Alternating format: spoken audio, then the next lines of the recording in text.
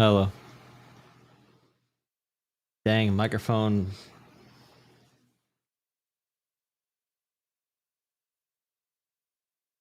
Dang, microphone shadow on my arm. Microphone shadow on my arm. You feel sorry for all the brain damage I'm about to incur. That is true. It does happen. It indeed does happen. Hello. Hello, New York. Hello, New York. Hello, New York. Hello, New York. Hello, New York. Hello, New York. What am I doing?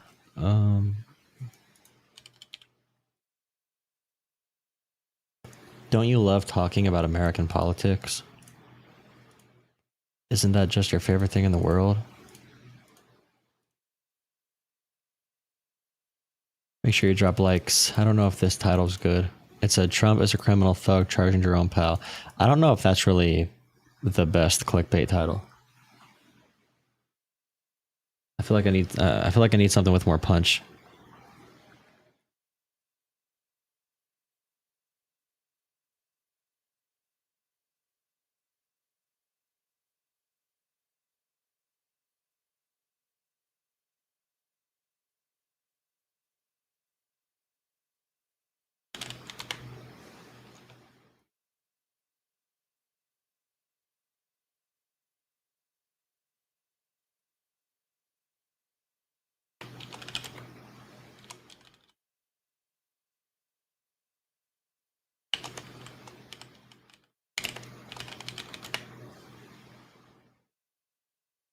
Okay. Hello, New York.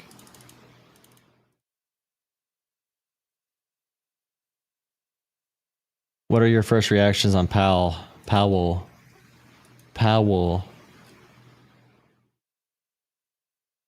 ICE agent leads a woman into a porta potty. Crazy.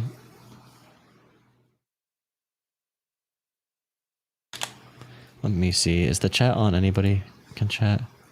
Yeah.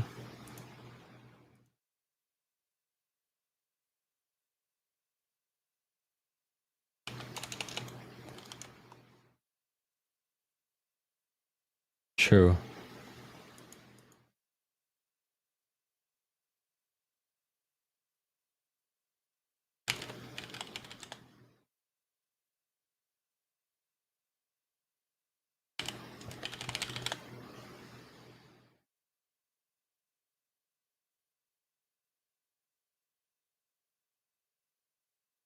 I guess we can see how Fox News is covering this. Jerome Powell made a statement today talking about how Trump is now trying to. There's a federal criminal probe now for Powell, Fed chair, and he's pretty direct here, calling it out for Trump just targeting him for interest rates, which is making fake criminal cases. Obviously, Trump's been doing that with a lot of different people. Usually in any system, if an authoritarian is able to fabricate cases and fake indictments and everything, which they have not been super successful, which is a good thing. But the fact they're trying is super scary. On Friday, the Department of Justice served the Federal Reserve with grand jury subpoenas, threatening a criminal indictment related to my testimony before the Senate Banking Committee last June. That testimony concerned in part a multi-year project to renovate historic Federal Reserve office buildings. I have deep respect for the rule of law and for accountability in our democracy. No one, certainly not the chair of the Federal Reserve, is above the law. But this unprecedented action should be seen in the broader context of the administration's threats and ongoing pressure. This new threat is not about my testimony last June or about the renovation of the Federal Reserve buildings. It is not about Congress's oversight role. The Fed, through testimony and other public disclosures, made every effort to keep Congress informed about the renovation project. Those are pretexts. The threat of criminal charges is a consequence of the Federal Reserve setting interest rates based on our best assessment of what will serve the public, rather than following the preferences of the president. So basically, because the Fed is independent from the executive, Trump cannot set interest rates, which when strongmen, authoritarians can do that. If you look at like Turkey, for example, they set super low interest rates. They put soda in all the water fountains. They give everybody chocolate bars right away. Massive inflation and all this crazy stuff happens because, you know, it's politically unpopular to raise interest rates. So you need it to be independent in some way. And that's what the Fed does. But yeah, Trump wants to use the legal system for criminal probes. So if you go against him politically, he did this with Tish James, he did this with Comey, and a bunch of other people. You will have crazy legal fees. The federal government, every single intelligence agency can tear apart your life. They can make things very uncomfortable for you. Okay. Everybody in America, if they dig deep enough, has probably done something technically illegal. Okay. But this precedent is really scary because not everybody is rich. Not everybody is able to fight off cases like this. So when Trump does this action over political differences, which this should be illegal. I mean, this is crazy. It should be impeached. Like this alone is enough to be removed from office. This is Watergate times 500 already. But you know. This is about whether the Fed will be able to continue to set interest rates based on evidence and economic conditions, or whether instead monetary policy will be directed by political pressure or intimidation. I have served at the Federal Reserve under 4 administrations, Republicans and Democrats alike. In every case, I have carried out my duties without political fear or favor, focused solely on our mandate of price stability and maximum employment. Public service sometimes requires standing firm in the face of threats. I will continue to do the job the Senate confirmed me to do, with integrity and a commitment to serving the American people. Cool. I wonder how Fox News is covering this. This is a Fox News alert. As we just discussed before the break, Federal Reserve Chairman Jerome Powell says the Department of Justice served the Fed with a grand jury subpoena related to his testimony before the Senate Banking Committee last June. The New York Times is reporting that a criminal investigation has been opened into the chairman over those renovations at the Fed headquarters. Now, in a statement, Powell says, quote, "This unprecedented action should be seen in the broader context of the administration's threats and ongoing pressure. This new threat is not about my testimony last June or about the renovation of the Federal Reserve buildings." So, guys, he is basically saying this is a pretext. Mm-hmm. Trump has been, the president, very critical of the chairman here on interest rates on a number of fronts. It's very clear that there's no love lost there. Trump has sparred with that guy over these renovations, and now there's this criminal investigation, apparently, into it. I've lived through enough Trump drama to wait and see what the actual facts are before leaning in too much into any narrative. But, Joey, you know that the narrative coming from at least one side here is going to be Trump hates Powell. Mm-hmm. He's been pressuring Powell for a long time. And now here's the Justice Department swooping in. It's political. What do you think? I think Trump literally put up a text message on Truth Social that was meant for Pam Bondi that showed him directing her to investigate political opponents. Okay, this is not speculation. This is 100% directed by Trump. He's been talking about this for a while. He tried doing this to another person on the Fed board. Okay. He tried doing this to another person, another federal, I forget what their position was, but another person on the board of commissioners or something for the Fed. So they've been trying this, Tish James, Comey, it's not good. It's not good. It's not good. But you see how Fox is like, well, I mean, it's not because Trump's mad at him. I mean, there's a criminal probe based on that. I mean, what even is the accusation here? that any sunshine is good. That's what I think. I think our federal government, in a way, is at war with itself in a very partisan way. I mean, that's kind of obvious. We saw the previous president under the Biden administration, the previous president get investigated and indicted in several different ways. A lot of it really completely fell apart, and the rest of it continues to. None of that was led by Biden. Biden did not tell anybody to investigate Trump. Okay, there is no evidence whatsoever that Biden directed that. It's because Trump did illegal shit.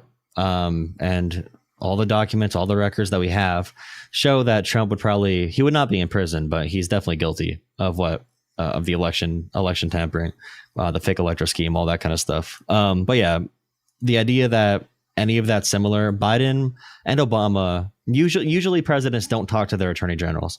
They don't talk to their different cabinet secretaries and whatever, because that's a conflict and they should be as independent as possible. But Trump just says to Pam Bondi, investigate who I tell you, wipe my name from the Epstein files. That stuff is not normal. So there's one side of it. The other side of it is, through all of that, I learned that we had one previous president that had documents at Mar-a-Lago that probably shouldn't be there. We had another one that had documents in his carport that shouldn't be there. And now we're learning that a Fed chair might have lied under testimony about splurging on renovations that he shouldn't have. What do we get from all this? Hopefully the next generation of leaders think twice before they pad their own pockets or do anything that, by the letter of the law, they shouldn't do. So I think it's ultimately a good thing that we have to live through this. Trump has profited $4 billion this year from the presidency. His net worth went from $2.3 billion to $6 billion from the presidency, from his crypto company, which is making money from waging U.S. foreign policy in the president's favor.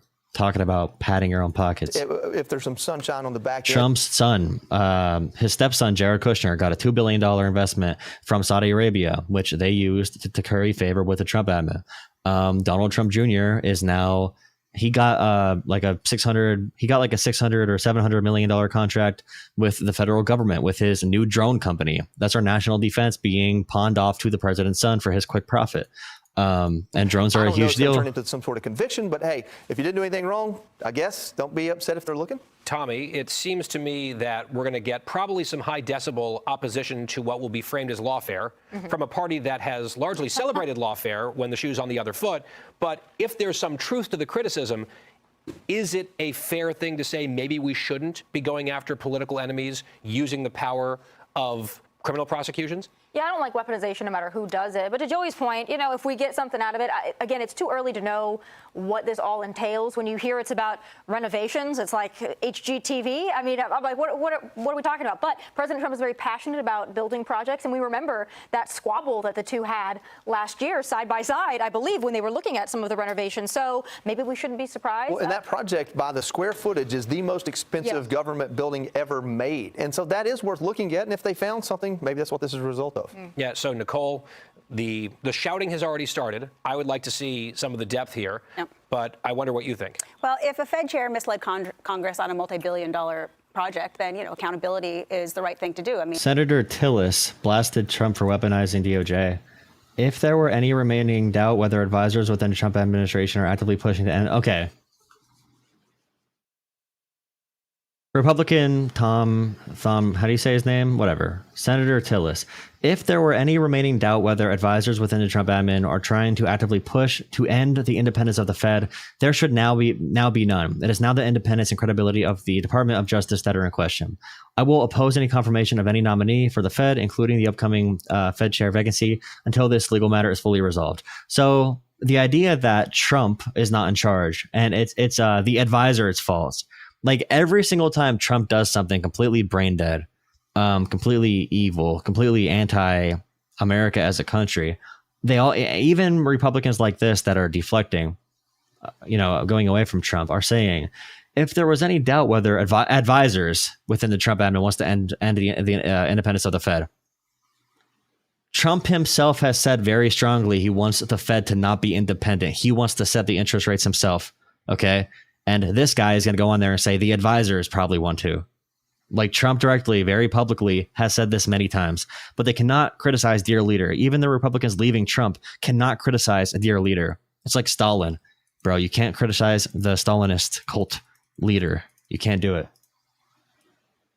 It's crazy, dude.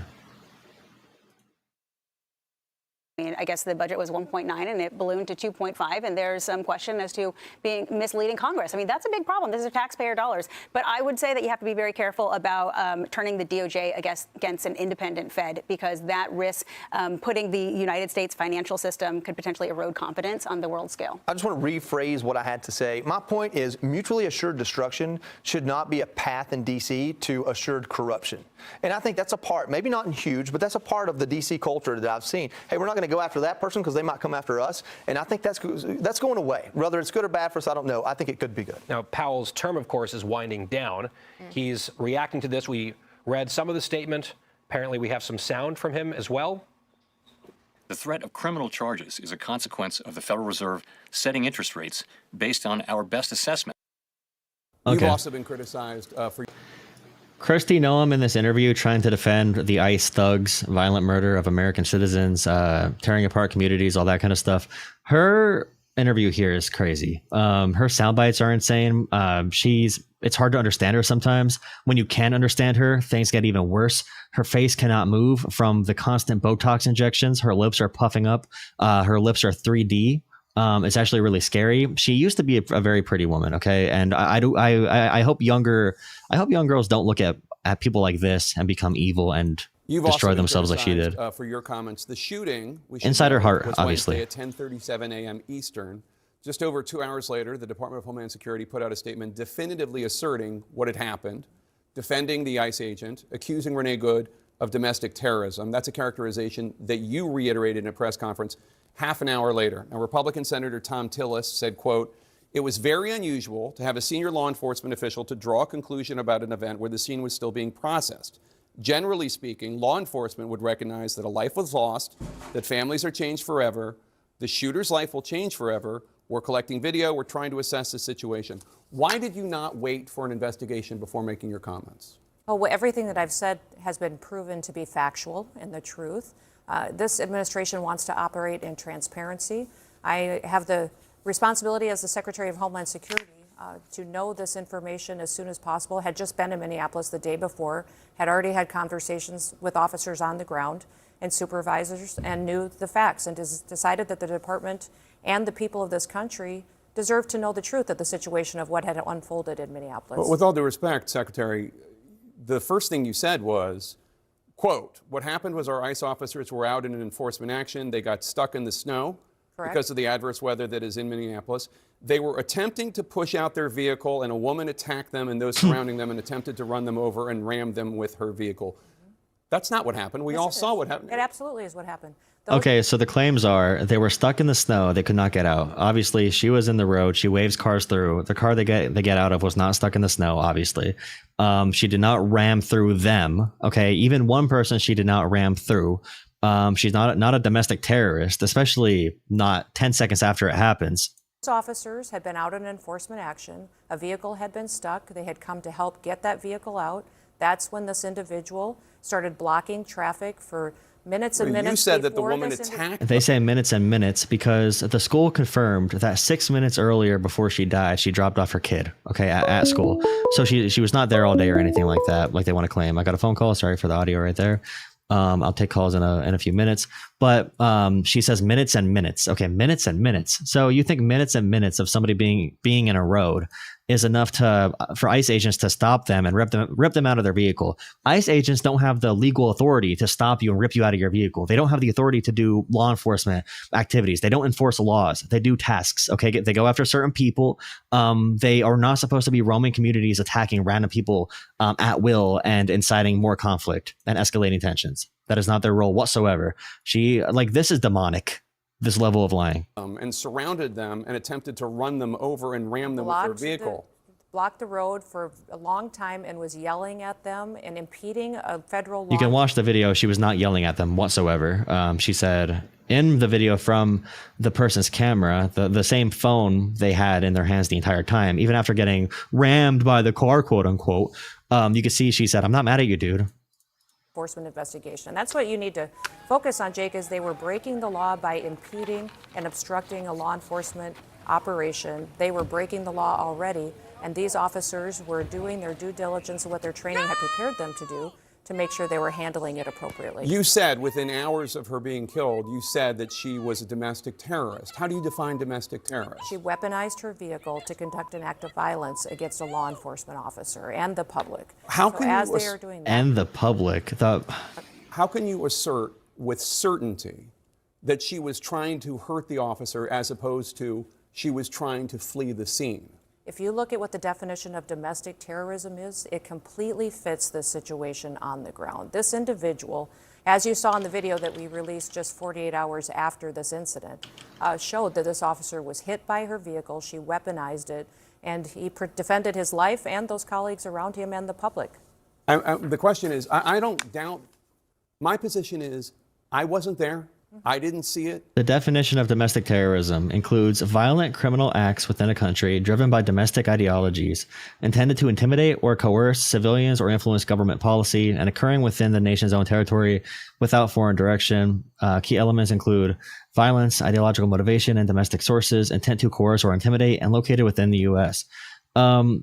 Yeah, dude, she was definitely, after dropping her kid off 6 minutes ago and after laughing with the ICE officers who are like rabid animals at this point for some reason, she got shot in the head. The ICE officer held his ground, leaned into the car when it went forward. But yeah, he felt like he was in danger, of course. Some people say that it clearly showed that she was trying to hit him and did. Some people say, no, she was clearly trying to move her car and flee and get away. I don't know.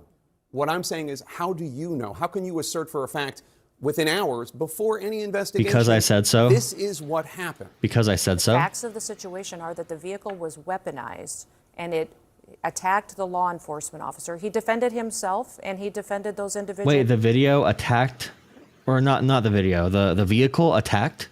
Do vehicles attack people? The vehicle attacked him? It attacked him. He barely survived. That is the definition. Surrounded him. Something that is weaponized. That is the definition. Okay, remember, he just said, give me an example.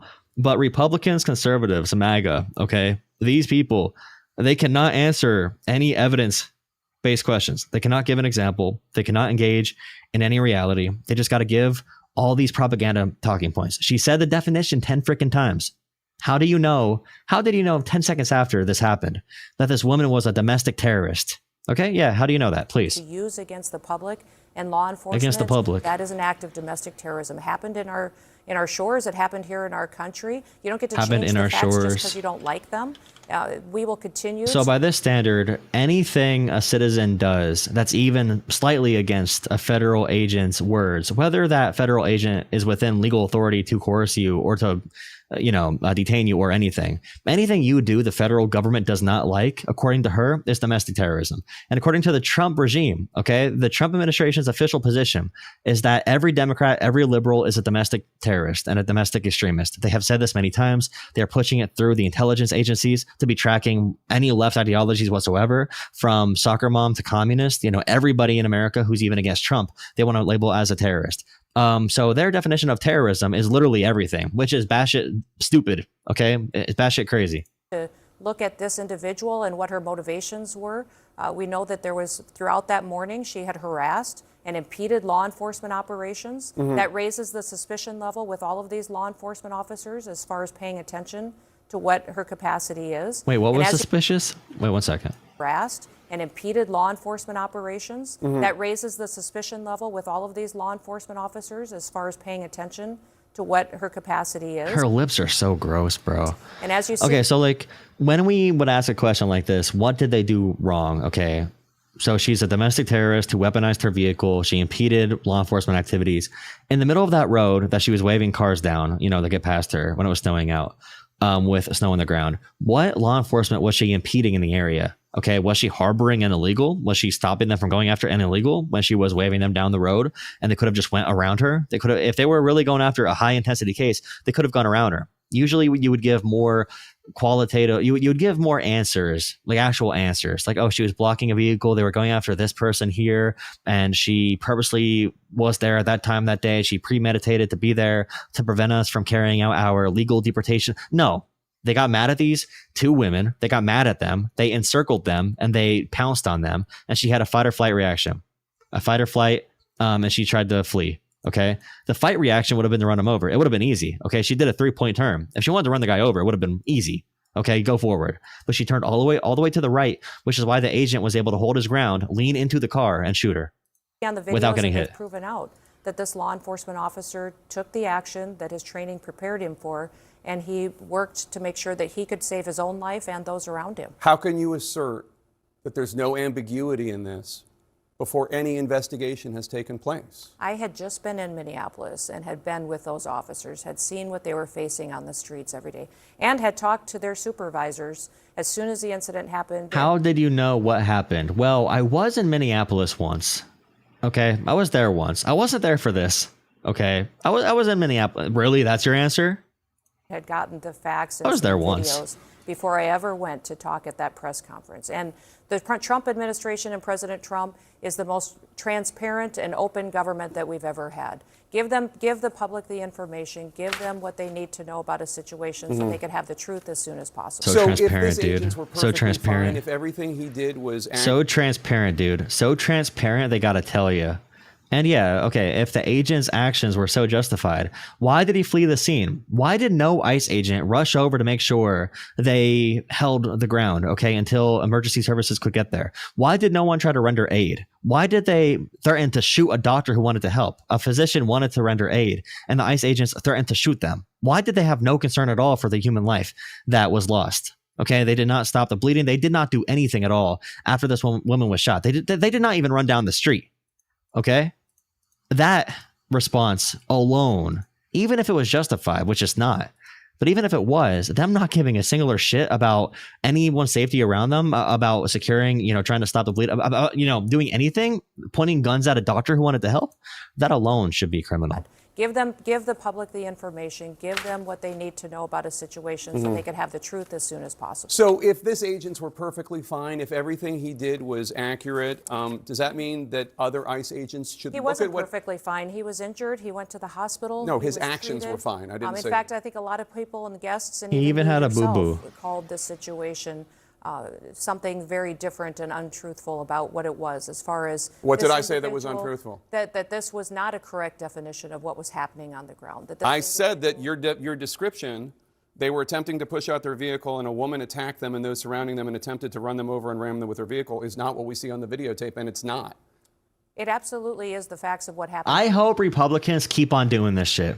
Okay, I hope they keep on going out there and showing that they are, they are willing to be demonic in their lives. They're willing to lose all integrity. They won't even pretend to have integrity. Shooting a person driving a car does not change the movement of that vehicle. If she was running him over, it would have still ran him over. Okay, even if he shot her. Shooting the driver does nothing to, eliminate a threat. Every rule for any DHS or local law enforcement, and any agent anywhere, is to not be in front of a vehicle if you can help it. It's not to shoot a driver. If you're in front of a car, get out of the way of the car if you can. It's not to shoot the driver ever for protecting an officer. Okay, I want them to keep running with this. People saw the video. People saw she's not a domestic terrorist. People know that. I know on X there's AI generated images of her having a criminal record, and dumbasses were sharing it like, oh, she has a criminal record, so does her partner. Just completely fabricated because they can't read and look up actual sources. But I hope they keep doing this, because everybody that's off the internet that saw this video was like, holy shit, that's effed up. And it's even more effed up that these politicians and these assholes, these demons, are lying about it to this extent. On the ground that day. They were there pushing out a vehicle earlier. They had helped each other. But that's not do what that. you said. That's not what you said. Yes, they were pushing out a absolutely vehicle. what I said. There's not one We thing all that- seen the video. I don't need to relitigate it. We've all seen the video. She is blocking the street. They approach her. You haven't seen the video of the entire morning and the previous encounters with this individual. Oh, we They gave her $20 super chat. She was a part of an activist group, Ice Watch, and there's a new video showing the officer was hit. Every angle of the video shows the officer was upright. He ran with the vehicle. He ran with the car to shoot her twice more through the driver's side window. Okay, if you got hit by a car, you would not be jogging with that car, running towards the car again to shoot her more. And every sane person can see that. But if you can't, I'm okay with it. Okay, keep repeating your dumbassery. Okay, keep on repeating it. Okay. aired it. The circle is a square. Yes, we have. On Thursday, we were airing and noting the fact that she was there for several minutes. For minutes and minutes and minutes, she was protesting without question. And at previous locations that morning, that these vehicles had been previously down the block on video that you haven't seen. There's more information. But the question was not impeding law enforcement operations throughout the previous moments and hours before this incident The question is, what was she doing when she was moving her car? The question That's the question. Is why are we arguing with a president who's working to keep people safe? Why are we arguing with law enforcement operations that have gone on in this country? Oh, so it doesn't matter that she was turning away from the agent. We're going to lie about that. The real problem is we are questioning dear leader, is what she just said. She just said the problem is we're questioning Trump. How dare we question a politician? Working to keep people safe. That's the question. Why are we arguing with a president who's working to keep Why are we arguing with a president? Why would we ever argue with a president? It's a royal leader. You can't argue with a royal leader. He is sent from God, bestowed upon us as a deity to make sure that he can guide us into a heavenly, fable of a lifestyle. Like it's crazy. It's crazy. Oh my God. They're just saying it out loud, bro. Yeah, you can't question, dear leader. Why are we arguing with law enforcement operations that have gone on in this country for years, and we're working to collect murderers and rapists and drug traffickers and fraudsters off the streets of Minnesota, and we don't have local law enforcement and local elected officials that are partnering with us to help do that work? Overwhelmingly, the people in this country said they wanted America to be safe again, that they didn't want dangerous criminals on our streets. I would encourage the elected leaders in that city and in that state to work with us so that we can do our operations without the kind of opposition. For this investigation, the feds are refusing to work with local law enforcement. They are refusing to. By the way, 84 likes. If I get 100 likes, I'll take phone calls. We have 1,000 viewers. Okay, 84 likes. We need 100 likes to take phone calls. Make sure you drop a like for the algorithm. Make sure you drop a like, follow my page, subscribe, join Discord as well in the description. Donate to Joel Politics on Cash App or Venmo, the same as my channel name at Joel Politics, to support the show. If you want to guarantee a call in, send $10 in your phone number. And people that are conducting and perpetuating the kind of violent rhetoric that we're seeing today. DHS policy authorizes use of deadly force only, quote, when no reasonably effective, safe, and feasible alternatives appears to exist. Could he not have just gotten out of the way? This individual and this officer is a highly experienced law enforcement officer. He has don't answer the question. And specialized training don't for answer these it. types of situations. We're grateful that he's alive. It's a tragic situation. Yeah, don't answer the question. Don't do it. To work on the investigation into the individual and find out what the motivations were behind her actions that day. He just said. Grateful that he's alive too. I want to play this moment from the officer. She did not answer the question. Ask it again. If we just made them answer questions, this entire movement would die overnight. If we made them answer questions, he said, why did he not get out of the way? Because again, any training guidelines will tell you if you're in front of a vehicle, don't be in front of a vehicle to begin with. Do not be in front of a car. Okay, especially if it's already moving, like it was when the idiot meandered in front of it from the blind side on the right to the front left. But the question is, if he was so in danger, why did he lean into the car to shoot it? If he shoots the driver, the car still goes the same direction. Right? The car still goes the same direction. So the number one guidance would be, number one training would be get out of the way. Get your body out of the way if you really feel like you're in danger. He did not feel like he was in danger. The car was not moving fast. He was already out away from it. She was turning away from him. That's why I went down the street to the opposite side from where he was. But yeah, Jake Tapper's weak ass. He can make 1,000 books about Democrats, hiding Biden, but he can't make them answer a simple question and ask it. Like, stand on business a little bit, bro. They'll crumble overnight. Cell phone video. Get out of the car. Fucking bitch. Effing. Oh yeah. When he does that. That thing right there is him switching hands. He moves his phone from his right hand to his left hand and grabs his handgun with his right hand. Okay. He's able to do that entire motion, lean into the car and shoot her without getting hit. He puts his phone. That's why you can't see right here. He puts his phone down, picks up the gun. He still holds onto the phone somehow. How did he get hit? He got rammed by a car, but he held onto his phone and walked away and ran with the car to shoot her through the driver's side window. Interesting. Is that Agent Ross's voice calling Renee Good a fucking bitch? It could I be. can't determine which one it is, but it could be, sir. In LOL. June of last year, Agent Ross had his arm pinned in the back window of a car. LOL. As an undocumented immigrant who It was could a be. criminal drove away from a traffic stop. It dragged him about 100 yards. Here's what Vice President Vance said about the incident this week.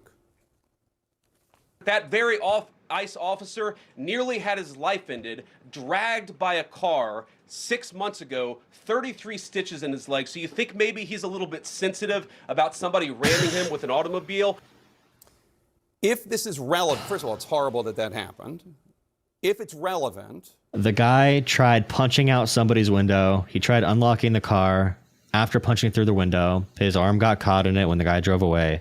He was drugged down the street. Okay. Again, that is against all protocol. He put himself in that position. That's dumb shit. He should not be in this job, obviously. Which the vice president seems to think it is. Do you think this understandably very traumatic event that this officer went through last June might have influenced, as the vice president is suggesting happened, how he responded?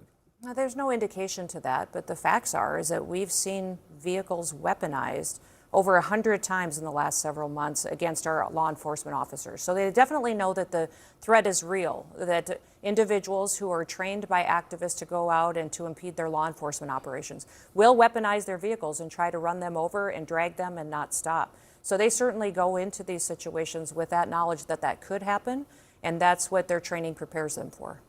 What evidence are you looking at that so many other people around the country look at and they say, it looked to me, her tires were turned to the right, she was moving her car, and they see a woman trying to flee? You say she was trying to kill the officer. No investigation has happened. Why are you so certain that your interpretation is the truth when an investigation? Because I said so. Jake, I'm watching the videos. Other I'm people are talking watching to the officers. videos I'm getting and the coming facts. to a different conclusion. Everything that we've stated. I have as the Department facts, of dude. Homeland Security and this administration has been factual. I have the facts. I knew the and facts wish 1 we would minute talk after. Factually about what. I knew right after it happened. She is a trained domestic terrorist. She premeditated everything. We know her entire history. We interviewed everybody in Minneapolis and Minnesota and America. In fact, we scanned all the phone records. We watched all the body cam footage. We interviewed every agent within 1 hour, and we were able to come to the conclusion that she was weaponizing her vehicle. She obviously was bad at it because she drove away from the guy she was apparently targeting, and she was bad at yelling too because she was really nice and cordial with the officer, bickering back and forth. We knew that all within 1 minute. Actually 10 seconds. We knew that she's a domestic terrorist, and so is every liberal in America, and she's highly trained terrorist assassin. She's like Osama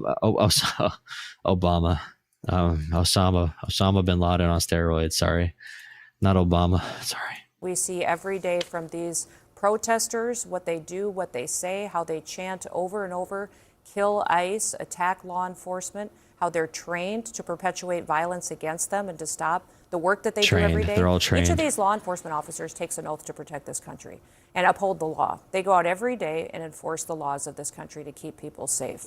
So these individuals that are out there harassing them while they do that work, doxing their identities, threatening them and their families, it's unacceptable. And that's why President Trump is so strong in supporting their operations in all of these cities. The officer appeared to have fired 3 shots, the first one through the front windshield, the second and third through the side window. What is the justification for the second and third, given that the officer was out of harm's way? You're watching the same videos that I am, correct? Yeah. Yeah, you're watching the same ones. So you see how quickly the situation unfolded, how the officer was in front of the vehicle when she sped.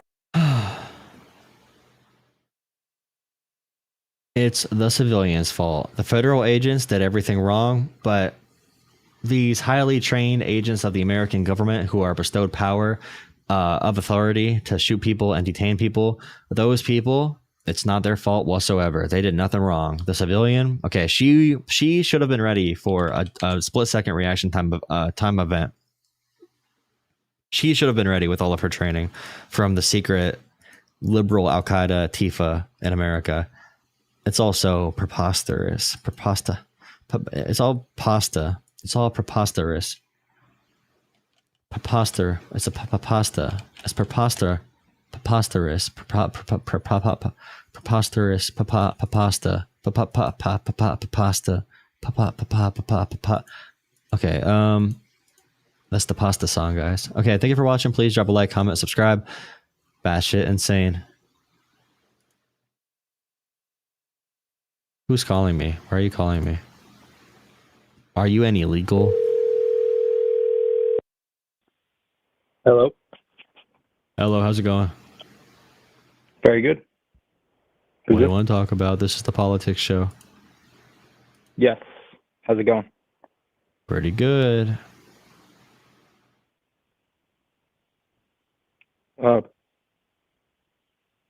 Is there do you need to ask me something, or what do I do? What do you want to talk about? You see the stream? You know I am against ICE, against Trump, all that kind of stuff. You can ask whatever. Yeah, it's just very basic to the current thing, which is the shooting, obviously. But basically, I would just ask about the specific laws, and if it's you or if it's him. I don't know if I've talked to the actual streamer, but yeah, you are. If you think that this person will be prosecuted justly or not. Meaning, I don't think he will. I think he's going to get off because of the laws in place. And I disagree with his take because he's using moral values to insist otherwise. Well, I would say, and we're live right now. We are live. I think even if there was a case, even if this person was found guilty for murder, Trump would pardon them no matter what. So I mean, it's hard to really say. I don't think they're going to let the state or the local government be involved. So it's probably going to be a federal case. If he was found guilty, which, you know, who knows, he'll be pardoned by Trump no matter what. I also think that's subjective too. I mean, it's hard to say if he will or not because the case hasn't happened yet. Well, But I Trump actually already think pardoned he will terrorists come- from January 6th. He'll pardon anybody who supports him. So he would pardon. I have no doubts in my mind that Trump would give him a pardon. All right. Well, let's put that to the side then because I feel like that's irrelevant. I think actually he will get off because of the laws in place. And whether or not you think they're justified, I think the laws in place will state that he was justified just based off the facts we have even just currently. And I feel like I personally don't feel like it was the right situation to happen at all. Like I think it was wrong, but I think the laws in place will state that he was justifiably, once again, the laws will state that he was justifiably okay to do what he did. Well, if that's the case, I think it's really bad because he at the very least should have some type of repercussion for not only conducting himself in a totally unprofessional and dangerous way, but also ultimately leading into a dangerous situation, making it worse, being oblivious, and then ending someone's life. So at the very least, they should all be fired, in my opinion. Do you think they should be fired?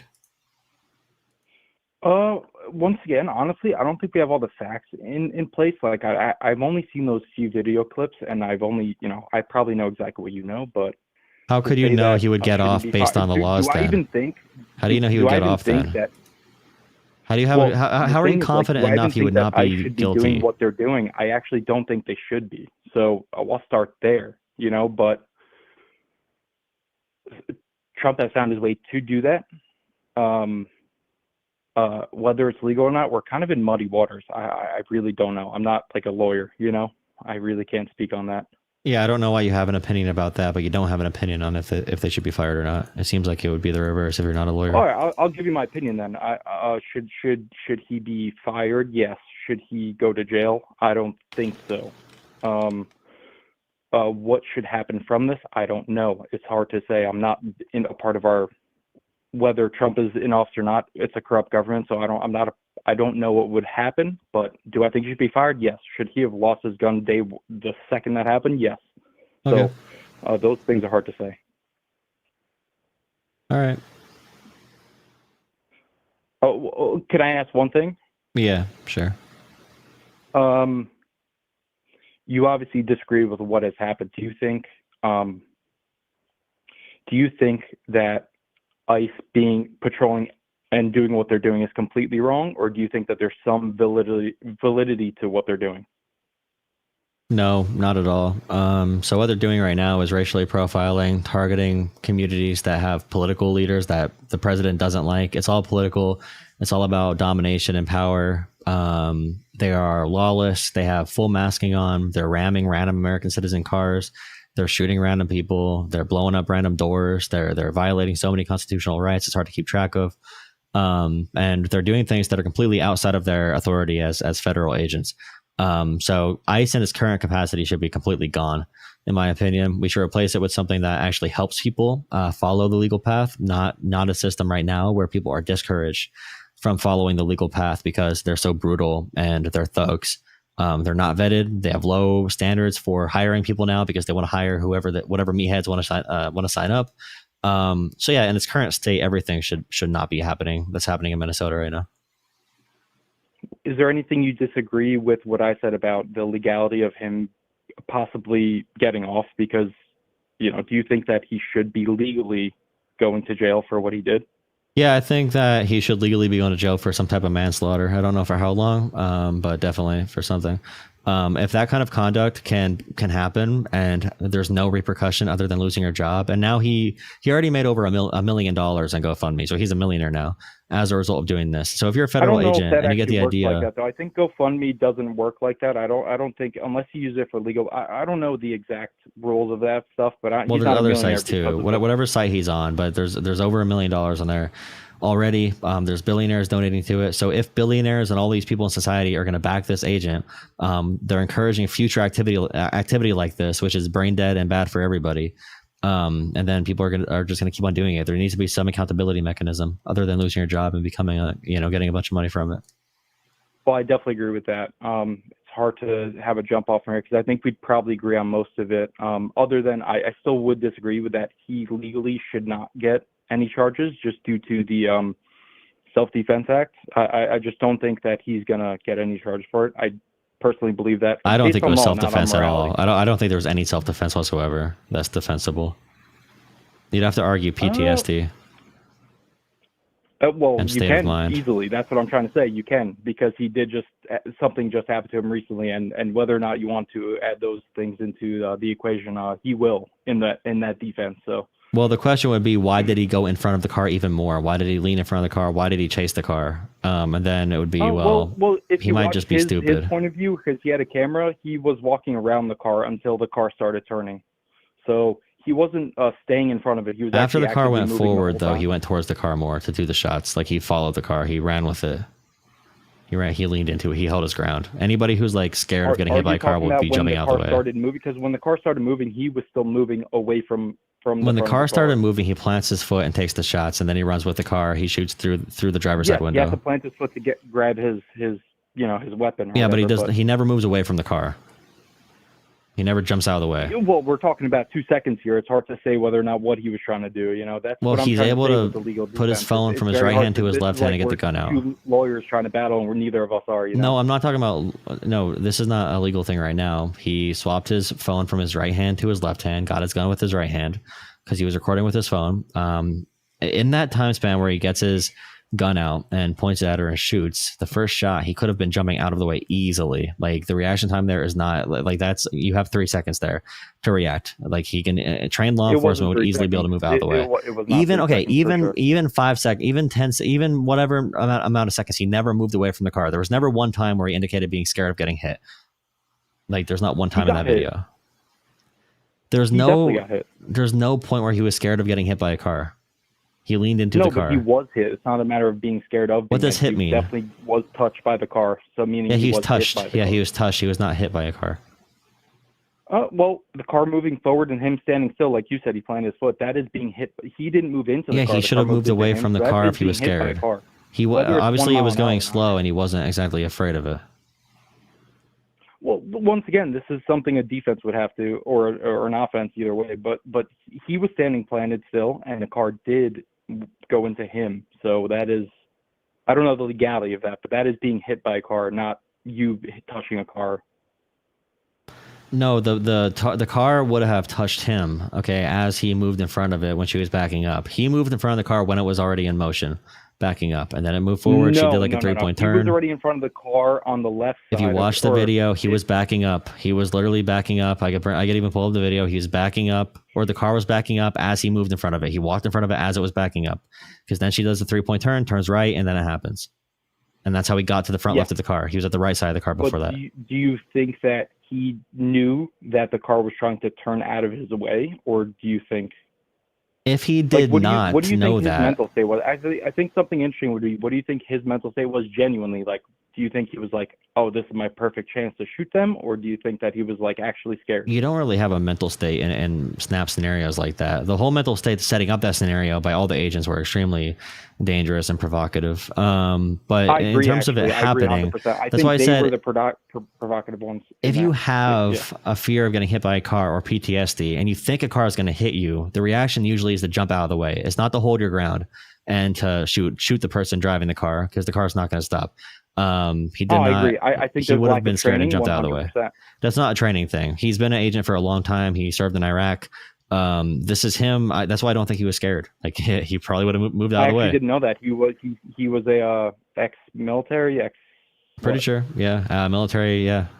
So, and he has a history of being dumb around automobiles. The last time he got dragged by the car, he also did something very stupid. He broke it with his hand or whatever, put his hand in trying to unlock the car door and got drugged with it. So he has a history of dumb acts like this. Yeah, it's and putting those people in position of, but this is where it comes. It's like if he did have PTSD or something like that. It's about, once again, the kind of the law will come into shape, and I think he'll get off. However, I do agree with you on like 90, probably 80 or 90% of what you said. But yeah, and we can all, I think we can all, every sane person can agree too that the administration's narrative that she's a trained domestic terrorist who was targeting him and wanted to hit him is batshit insane. No, any reasonable person, because if she wanted to hit him, she would have just kept on going straight. Is that even a narrative? The president has said that. Yeah, Trump has said that. Kristi Noem, we just watched a video. Kristi Noem says that. Our Department of Homeland Security, our Attorney General, every part of our federal government right now is saying that she is a terrorist who meant to target them with her weapon, with her vehicle as a weapon. So yeah, that's what the government's official narrative is. It's probably something they need for the to protect him. Honestly, that's why they're putting the full force. But we're in a weird time where all right, I'll just be fully transparent. I didn't vote for Trump 2016 or 2020. I did in 2024. I do regret my vote because I am a libertarian at heart. I thought maybe he could shape things up in a different way. I did not trust in Kamala Harris. All that being said, I was hoping for something, not just way before this. I was already disappointed in my vote like within month 2 or 3, but I was hoping for something different. Now, I'm not here to defend him or what he did, the shooter, or to defend Trump. I do see a legality to it that I'm like, I think legally speaking, not political stuff aside, I think legally speaking, he has a right to say that it was self-defense, and he. Well, yeah, I mean, officers in general of any kind have some type of immunity or qualified immunity or whatever, depending on what kind of agent they are, especially what their job is. Yeah. So it's different. I'm not sure how it is federally. Now, JD Vance says there's absolute immunity, which is insane. Absolute would be completely insane. I do appreciate you saying that. They're saying absolute immunity for the president, right? I don't know if they're saying for no. That, like for JD Vance said it for this person who did the shooting. So the government's holding. You can look it up too. Like moments after it, Trump said, and Trump also said that they're still saying the agent was rammed through by the car and barely survived, lucky to recover in the hospital, which is like so against reality, Orwellian type of lie. That's so just transparently a false reality. Trump said that moments after. Like, did he say this? Yeah, I could look this up and find it. Yeah, that's the first thing he said. He still says it because he can't take back what he said. The administration, after Charlie Kirk got assassinated, minutes after, before knowing who did it, said that every liberal in America is a domestic terrorist. And they've been pushing this narrative. Stephen Miller in the White House, Trump has said that Democrats are domestic extremists. Every time anything ever happens, they are going to say the government's in the right. We need more authoritarian power, which, as a libertarian, I'm sure you hate it when you see that. We need to violate more rights. We need more surveillance. And they're going to say the liberal is always responsible. Even if a liberal gets killed by a conservative, they're going to blame the liberal. So like that's their default answer. I could see the contradictions in real time. You don't even need to explain to me. Yeah. I see it on the left as well. And to be honest, I'm not just fully a libertarian. I have agreed with, what I thought was the what's the word for it? I guess speech being inhibited. The right has now done it too, based on Trump and his actions. Yeah, but I'm sorry, but there's no comparison.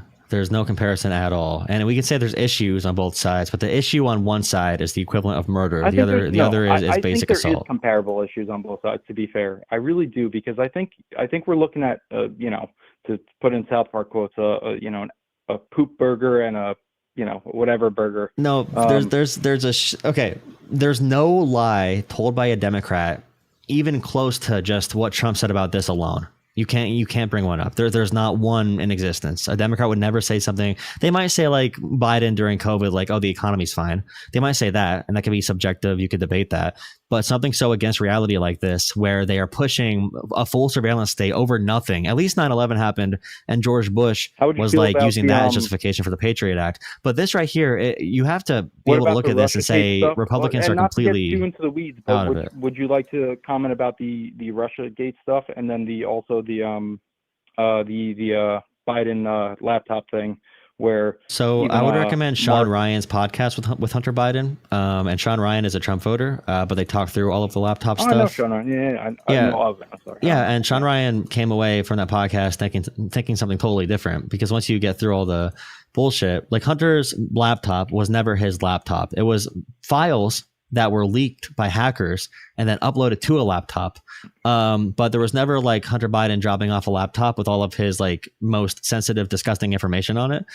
This was the information, the files on the laptop were real. The files were real, but the laptop itself was not ever like from Hunter Biden. There's no evidence it was ever from Hunter Biden. What about the Steele dossier, though? Would you say anything about that? Like, what do you think about that? For anything to do with Russia? Well, the Steele dossier specifically with Hillary Clinton and the Steele dossier.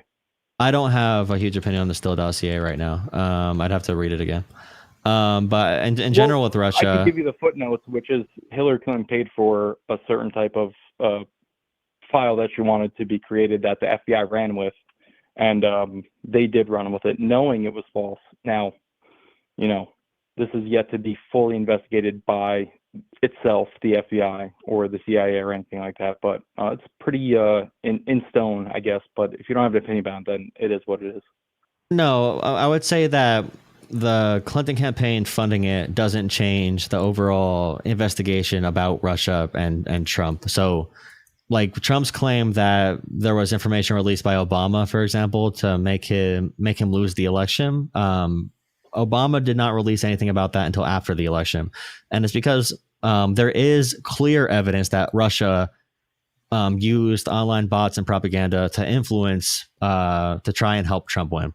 They wanted Trump to win. They chose him as their chosen candidate. They did want Trump to win. That is 100% guaranteed. We know that people in Trump's campaign 100% worked with Russia.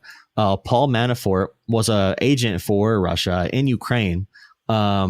And he had to get out of Ukraine, and he lost his job when Ukraine had a revolution in like 2012 or one of the revolutions. I forget which one it was. But yeah, people. It's a long history. Yeah, and Michael Flynn has a huge relationship with Russia. Roger Stone. They all just refused to participate in any investigation about that or about the election, and they just took jail time. What I don't see is there being any type of like I guess like honesty to where the left goes wrong too. What you just brought up to me, though, the Russia claim is that Russia wanted Trump to win. The Steele dossier, like the Russia Gate, the entire Russia Gate. Russia Gate is not a thing. Russia Gate is a misnomer. The Steele dossier was the lie. No, it's not a lie. That's hard. If you ask any liberal, what these investigations came out with is that Trump himself, there's no evidence that Trump himself was in cahoots with Russia directly. But there is evidence that the Trump campaign, some people from it, did work with Russia and were in communication with Russian agents. That was 100%. And the idea that Russia wanted Trump to win was 100% confirmed as well. The only thing that was not confirmed 100% is Trump. The story that you even what you're saying, which I'm giving you the benefactor to, I wouldn't say that was what story do you think? What story do you think Democrats believe in? Russian spy, essentially. That's different from the actual report. I think he might be working for foreign entities because he's so incompetent and he's so like anti-Ukraine. He's super pro-Israel. He's very pro-Saudi Arabia, pro-Qatar. But that could be for different reasons. I have my own. He's very anti-NATO. Trump being anti-NATO is very pro-Russia. I just think they align very well. But the investigations into the Trump campaign about Russia were completely valid. If anybody says that Trump is 100% a Russian agent, that is conjecture. Like that's fine. Yeah, I would. I don't know any Democratic politicians who said that, though. Like, what Democratic politician called Trump a Russian agent? Like, what politician said that? You're putting me on the spot, but I can't name any off the top. I just don't know if anybody did. I would imagine many people have.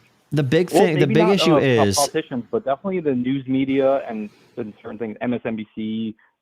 My big issue is that like Donald Trump will go on Twitter and he'll say, Pam Bondi, go in and try to indict James Comey and Letitia James.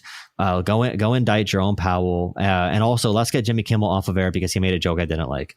Trump will go on social media and say that. The president will say that. But then with like this Russia thing, all the politicians for Democrats, I guarantee you, none of them came out to say Trump is a Russian agent in the pocket of Putin. They may say he serves Putin's interests, but they never made a very a direct claim about that investigation. Random people on social media may have, but we have an issue on this where people will compare. Media, I'm talking about like mainstream media but people will compare the president. I don't care about the media in general. When the president of the United States will say something, and we have to defend. Republicans have the president doing the disgusting stuff for their party. We have random people on social media and in the media saying stuff that you disagree with. But there's never something where it's like a Democratic politician said it. We have to defend randos on social media that made fun of Charlie Kirk's death, which is gross, when no Democratic politician said anything about that except respect and disagreeing with him. So like it's the president, and even the Twitter file stuff. If have you seen any like politicians come out and say some foreign weird stuff about the woman that was shot? But I guess he said that she's a terrorist. I haven't heard. Every that. Republican politician has said that. Mark Wayne Mullen, whatever his name is. We had Nancy Mace say that. We had Elon Musk say that. He was in charge of the government at one point. We had Mike Johnson say that. We had every Republican has said this about this woman so far, like pretty much all, except like Tom Tillis from North Carolina, because he's retiring. So something that's kind of familiar to me is during COVID, though, people that wouldn't, let's say, get the vaccination or were against it, even just whether they did or didn't, it felt like we were treated as that as such as well by the politicians, by the Bidens, the state legislatures that were saying we need to get our shots or else you are taking it part. And they obviously shut down the country in certain ways. It kind of feels similar to that without being exactly. But that was bipartisan. Exactly elect, but Republicans and Democrats did all of that stuff.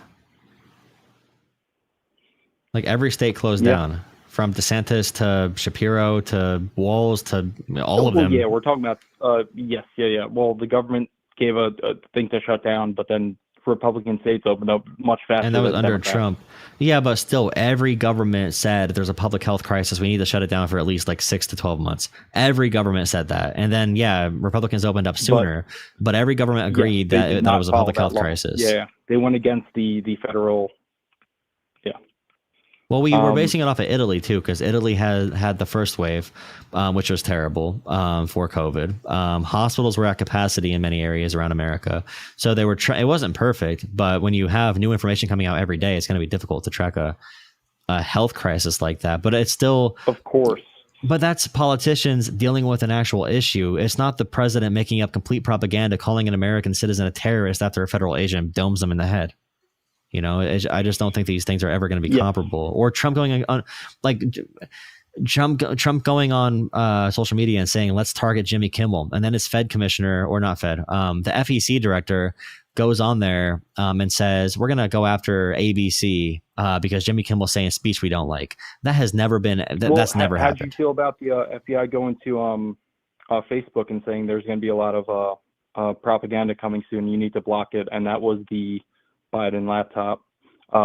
Mark, what's his name? Whatever. Zuckerberg. There we go. Mark Zuckerberg has openly said that. The FBI came to them and said that. You're going to get a lot of propaganda in the next week. Just deny it and shut it down. That was the. If you look at the available information on the Twitter files and on Facebook, it never says that a government agency directed them to remove anything in particular. They just sent out a warning. Well, Mark Zuckerberg said himself on the, I think it was the Joe Rogan podcast. Actually, yeah, he lied. There's no evidence of it. He lied about that because he wants favor with Trump. You think he lied though, because that would be two different things. It's not coincidence that he changes his entire life narrative the moment Trump gets in office. It's not coincidence. But it is an opinion though that you think he lied though. It's not. He lied. The evidence we have available to us. Yeah, but the evidence we have available to us from every document released on either side says that there were recommendations made to look out for propaganda. There was never a direct story being censored. Even the Hunter Biden laptop. Not, but you can see Twitter employees. You can see. Even if I was given under authority of the FBI that I'm going to get propaganda, you don't know. You never read it. You never read it harder. because there were emails from Twitter employees debating themselves. Hey, this laptop story, is it real or not? We don't really know. It might be that propaganda we heard about. We don't know what's fake or real on here. These are hacked materials as well. If they're hacked materials, we have hacked materials policy. The Twitter files were censored for only like a day or two on Twitter. And you could look at the Twitter files, or I'm sorry, the Hunter Biden laptop stuff was like a day or two. I'm in the Twitter, but FBI you can. What I'm saying is that there was a robust debate inside private companies, and none of them said, "Oh, the FBI is going to make us do this. We're pressured by them." The debate was over what we should be moderating on our platform. You can go read the Twitter files and see what they actually said. There's no evidence. Matt Taibbi went through it. There was no evidence whatsoever that the FBI, and even if they did, Joe Biden did not tell them to do that. Okay, the president going online and saying to his FEC. Well, we're putting too much pressure on a president, even if we're talking about Biden, Trump, Obama, Bush. There are so many. The government is so deep that it's hard to put it on anybody to do anything, especially when it comes to the FBI, CIA. No, we can put it on Trump because Trump directs these agencies to go after his opponents, right? Directly. Who, Trump? Yeah, Trump has named like Jerome Powell. He has named Comey. He's named Tish James. He has named Jimmy Kimmel, and all of them have been attacked by federal government power in different ways. But after Trump's direction, are you saying this as a matter of fact that he did this? Yes, he has. Okay, so like an issue here, you can look up all the posts. Okay, so look up Trump on Jimmy Kimmel. Look up Brandon Carr, the FEC commissioner, his statements on Jimmy Kimmel, his threats to Jimmy Kimmel. He said we could do it the easy way or the hard way, threatening ABC's license over Jimmy Kimmel's speech. We have Trump talking about Jerome Powell and Comey. He sent out a Truth Social that was addressed to Pam Bondi that they said was a text message that was meant for Pam Bondi that told her to go after James Comey and like Tish James and a bunch of other political, Trump's political rivals. So yeah, you can Google this all. It's confirmed that Trump directly told. Yeah, but no president in American history has ever done any of this. It's kind of similar though. When I say something, you say, well, it's this. I could totally agree, and to say that Trump is definitely trying to not just push the boundaries, but make new boundaries. I would totally agree. It's not boundaries. He's weaponizing the federal government against political opponents. Well, I would imagine that every president has done this beforehand. No, you can't find one example. You cannot find an example of the president telling the attorney general to go after I can't find a specific example. Go after a random person for no reason, for no criminal charges. You can absolutely find examples of every president doing something similar, shutting down politicians they don't like, whether it was even Bernie Sanders. There's so many. No. Government. There is no example of a Democratic president in American history, in modern American history at least, going and telling the attorney general to go after political opponents. Joe Biden did not even talk to his attorney general. Obama did not even talk to his attorney general. But you're making like moral legality. So like no, it's not moral. It's not moral. Okay, listen again. It's not moral. Right, so Obama and Biden. Okay, listen. No. You need to listen one more time. Yeah, Obama and Biden did not even talk to their attorney general. If they did, they'd probably get impeached. Okay. Bill Clinton did not talk to his attorney general. Donald Trump sends out Truth Socials telling his attorney general to censor his name in the Epstein files. That's a different topic. But to go after Comey and Tish James and to speed it up to make fake indictments. Okay. To his attorney general, and they do it. Fake indictments that fall flat on their faces because they want to put people through unnecessary investigations from the federal government. Okay, Obama and Biden did not even talk to their AGs. Okay, Trump is doing that with his AG. There's no comparison. Can I ask you something that is a little bit off topic from here? Do you think Hillary Clinton and Bernie Sanders are of the same arm? No, actually, no. I want you to contend with what I just said. Because this is a big deal here. Because people like you that both sides everything, you want to move on to other topics. No. But you need to understand how, if you're a libertarian, you need to understand government power and executive power and the propensity for executives to be exploited. Yeah, I'm trying to agree with you. But what I'm trying to say is that, because I didn't listen to you much, but I haven't heard one criticism of the Democratic Party yet. I have criticisms of Democrats, but when there is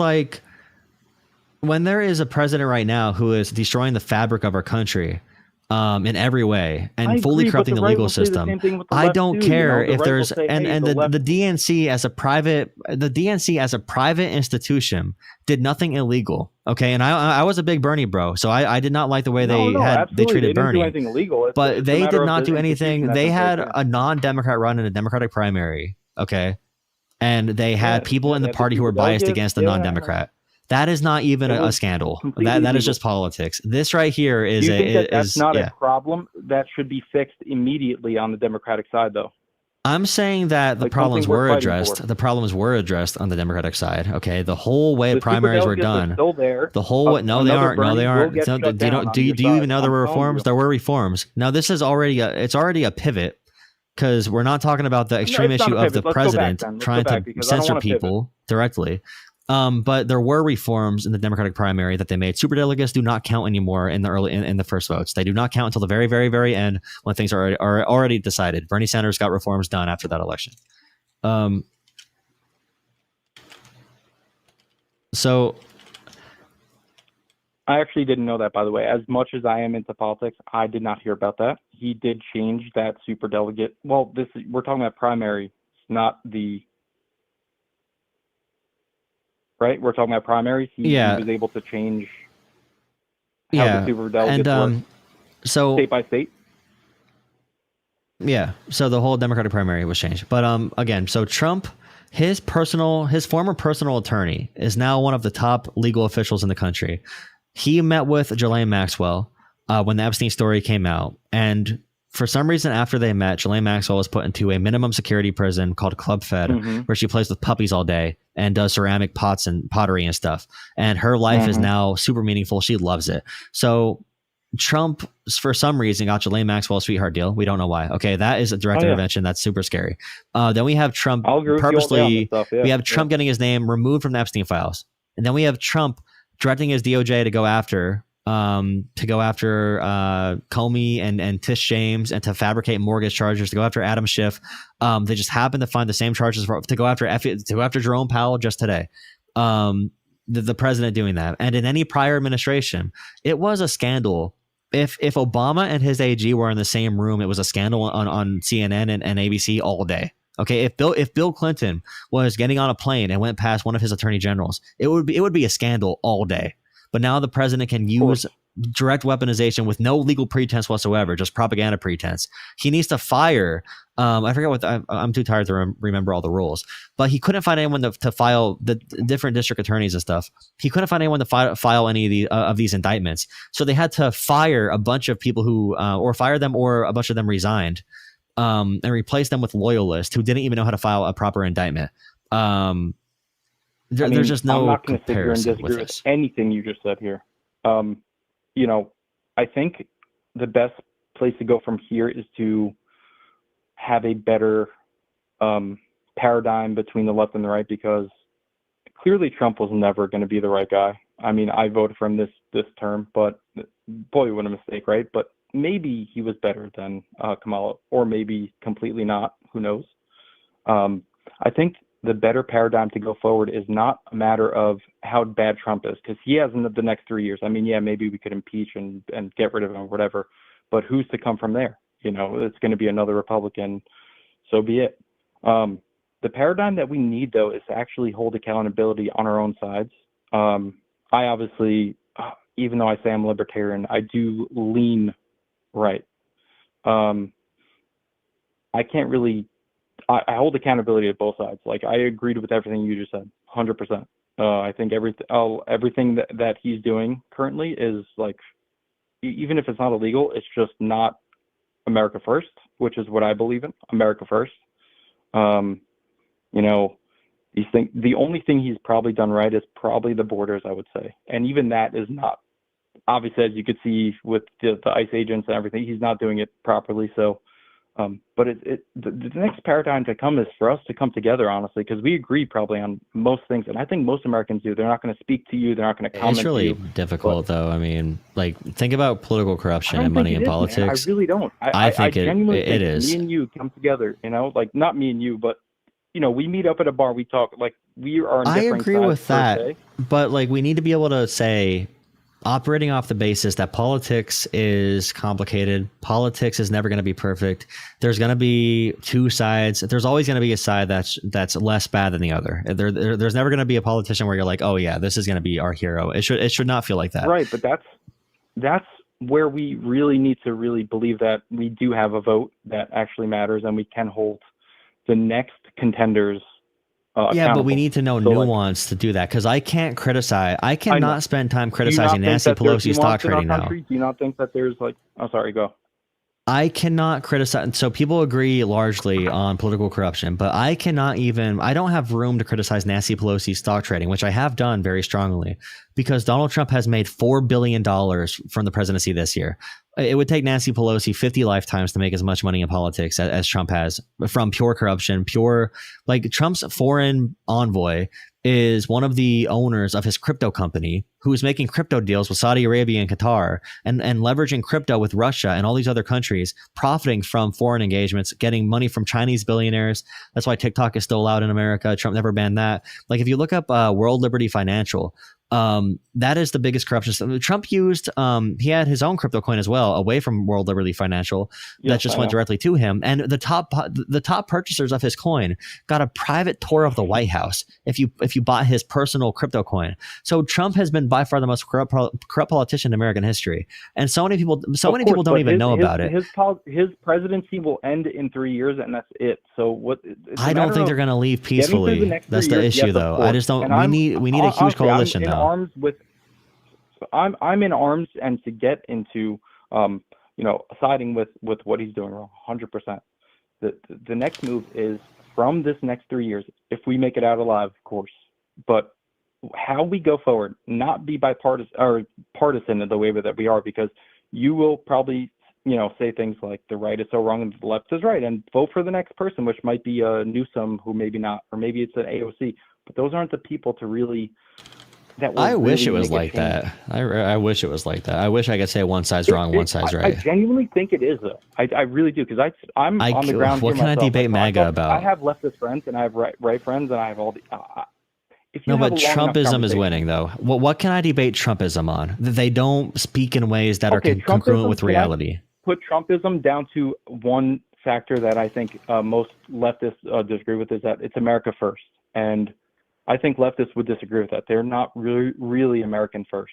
Make Iran great again, make Israel great again, make Venezuela great again, make Syria great again. I know. Well, no. That's what I'm saying.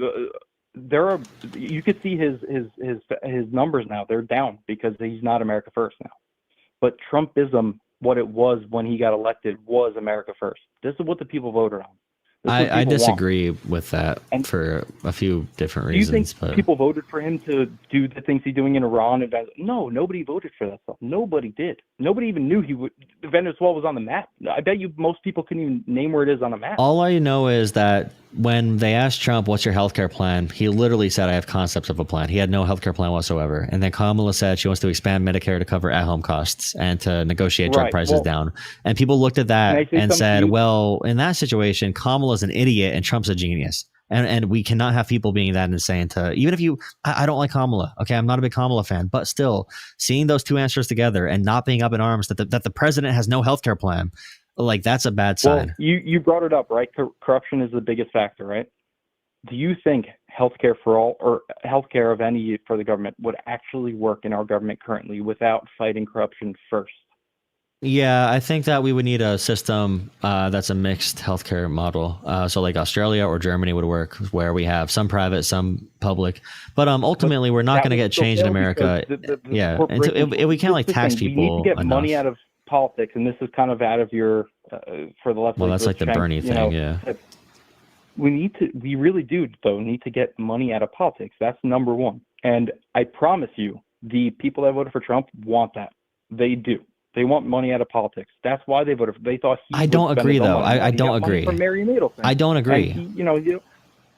What's that? I don't agree they want money out of politics. I don't agree they care about corruption. Like Trump, right now with the Somalis in Minnesota, they don't care about corruption. They care about targeting Somalis. Do you disagree?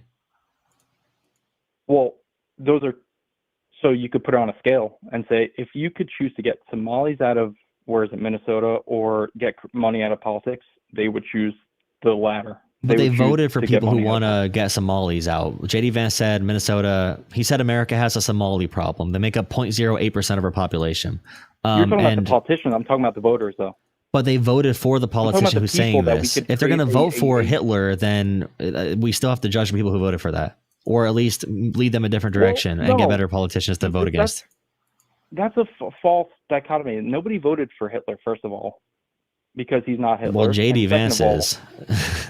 That's he's not the president. Number one. Number two, that's hard to say that because he hasn't killed not one Jew, nor has he taken over any Okay, country. when I say that, I would mean say- he's a supremacist who calls Somalis all. Trump said this too. Somalis are all garbage That's people. your We have to get statement. Somalis out of America. They have Come said this on. directly. No, look up JD Look, Vance I talking don't about like- it. He has said this. I It's not my promise you, opinion. I will not vote for Vance if he runs. I'm saying no. but Trump and Vance have said this. It's not my opinion. Look it up. They What's said up? all Somalis are. They said all Somalis are garbage people. That's why their country is shit because Does they that are make shit. him Hitler? Does that make Vance Hitler though? When JD Vance says that the diseases are from immigrants, okay, he says housing costs are from immigrants. He says job losses are from immigrants. He says climate Housing change is costs from are immigrants. Actually, that's a fact. Okay. No, that I mean, do you disagree? I mean, You think housing prices are expensive because of immigrants? oh, that's definitely a part. I don't know the percentage, 100% though. It's a part of it, yeah, 100%. I mean, illegal immigrants have poured over the country. How are they buying houses in America? If they're illegal I don't know immigrants? if how it works, but they rent. They rent. How are they and renting if rent they're houses. illegal immigrants? If they're With money. illegally here? Look, And if they're I own driving a up house, housing I can have costs through someone that. rent my house for money, and they could put it. It's 100%. Okay, the big dichotomy here, or the big thing to focus on here, would be Trump pardoned somebody named Joseph Schwartz, who defrauded Medicaid and a bunch of other government agencies with nursing homes and whatever else. He pardoned him because he supports Trump's campaign. So it's a similar crime to what happened in Minnesota involving a few Somali Americans, led by this white woman who was like the ringleader of the fraud claims, the corruption scandal. It was investigated under Biden. But no one cares that Biden is the one that investigated it.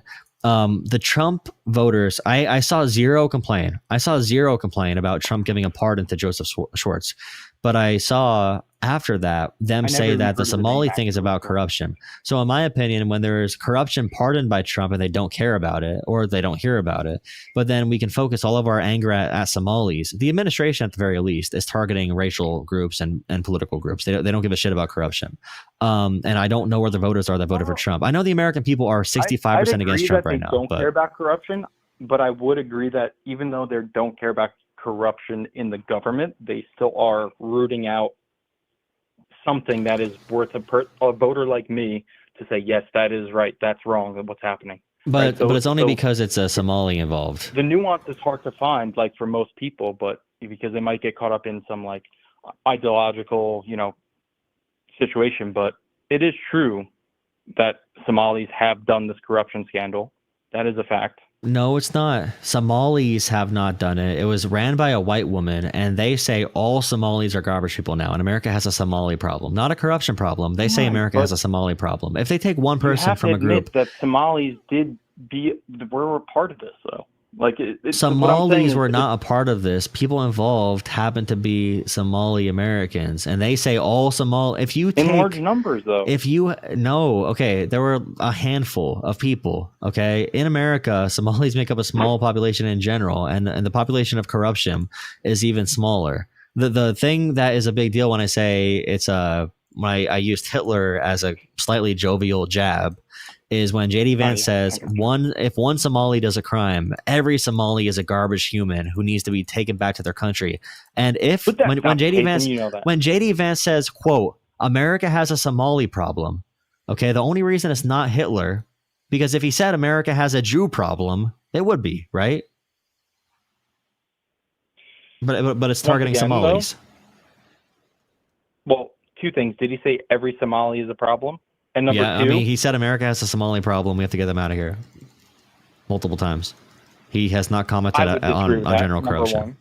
You I haven't would seen the interview. 100% disagree with that. However, to claim that Somalis are not a big part in what happened in Minnesota would be it's just not also trying to come to the middle too, like trying to like be like, yes, there was a problem with certain Somalis that did this. I mean, as you know, Somalis in their own country are known for this. Like this is like they're known to do these type of schemes. Like this is not, other countries do it too, of course, but just to If claim you that want to make this any is not a group, do you Somali think problem, Italians are it known is, for? because they were willing to do these things. It's not right when you say blacks are known for gangs or Italians are known for mobs. It's not right, though. It's not good for the government to have that official opinion. Like Italians are known for mobs, and black people are The known government, for gangs. that opinion is supposed to be for dickheads offline to jibber jabber about current events. It's not supposed to be for the president of America to use governmental power to target minority groups. Well, it's weird because yes, a president maybe shouldn't say that, but those like you just said, Italians are known for, that's a fact. Black people are known for gangs. That's a fact. I mean, why do black people need to be known for gangs? Why not for LeBron James? There's the Bloods and the Crips. There's the two biggest gangs in America. There's also the biker gangs too. I don't know why Trump never brings that up, but that's the truth too, right? If I said biker gangs, mostly white, are known for being in. Mostly white people are known for biker gangs. If somebody said, that's a fact. When a liberal says America has a white problem, what do you think?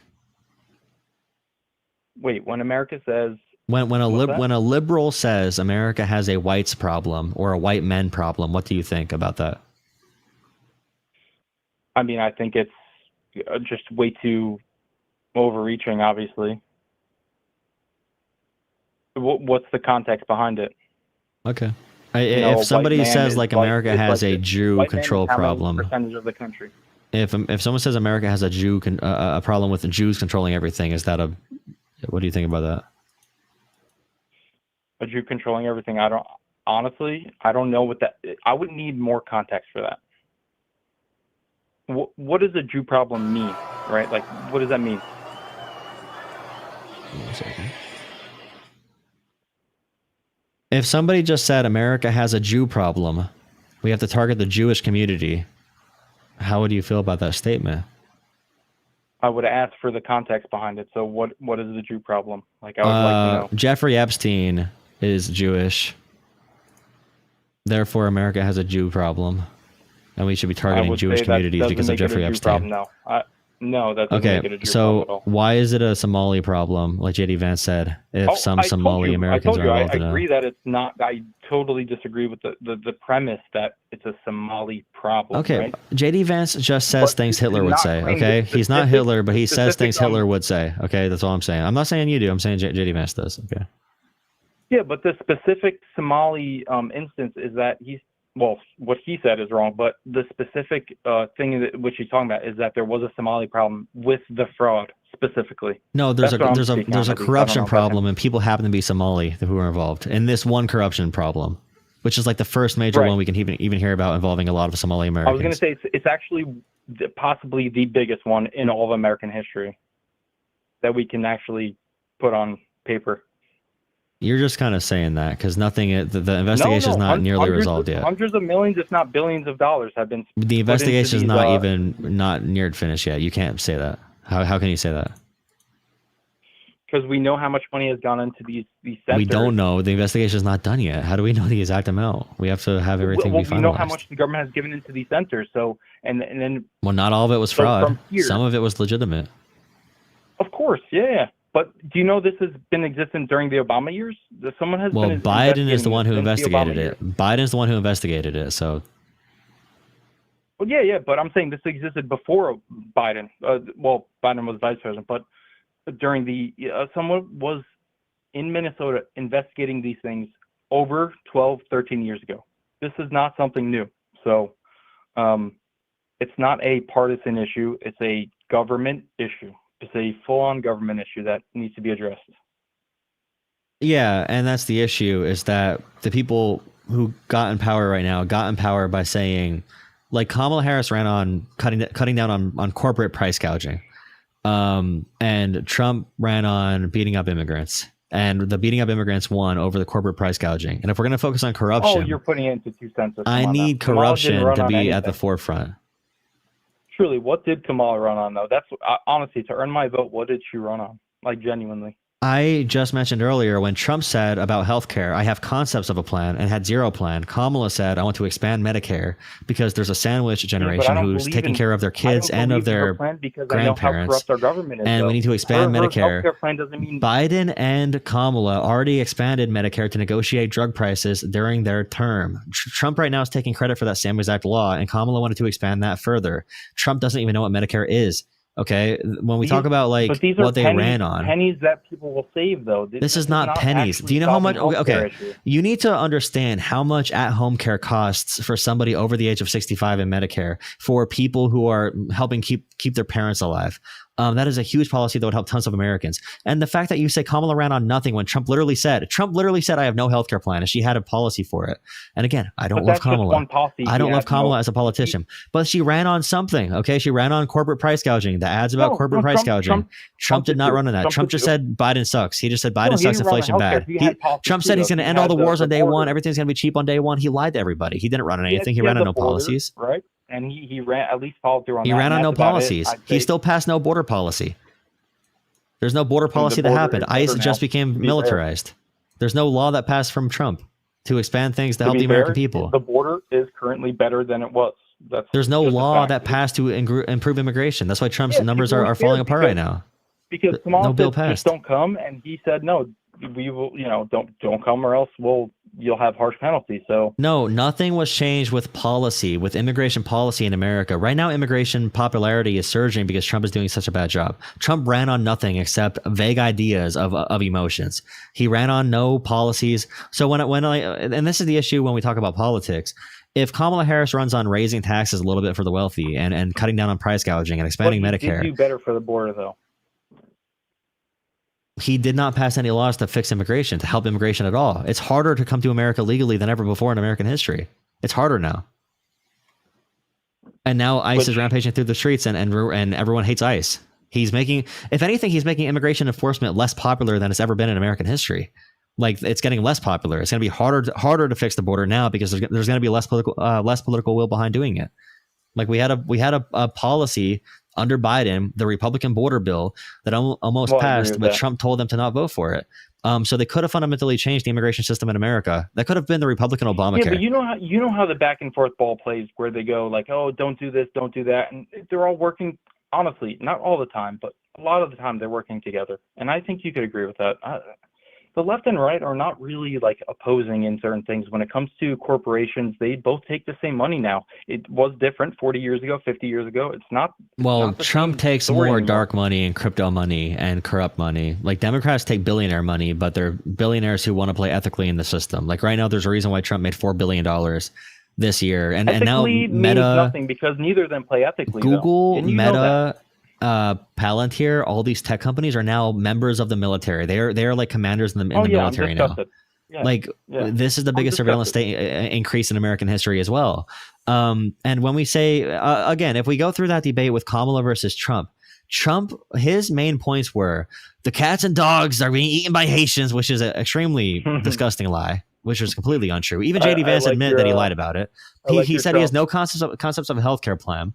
He had no opinion on the Ukraine-Russia war other than we're going to end it on day one. And if I was in office, it never would have happened. It got way worse than ever before when Trump took office. It's like he did not run on literally anything. I don't disagree with anything you just said, truthfully. What I would say is that what do the Democrats have to offer that are better than that? And you're going to say the healthcare plan. No, there's no healthcare plan because you have to understand the small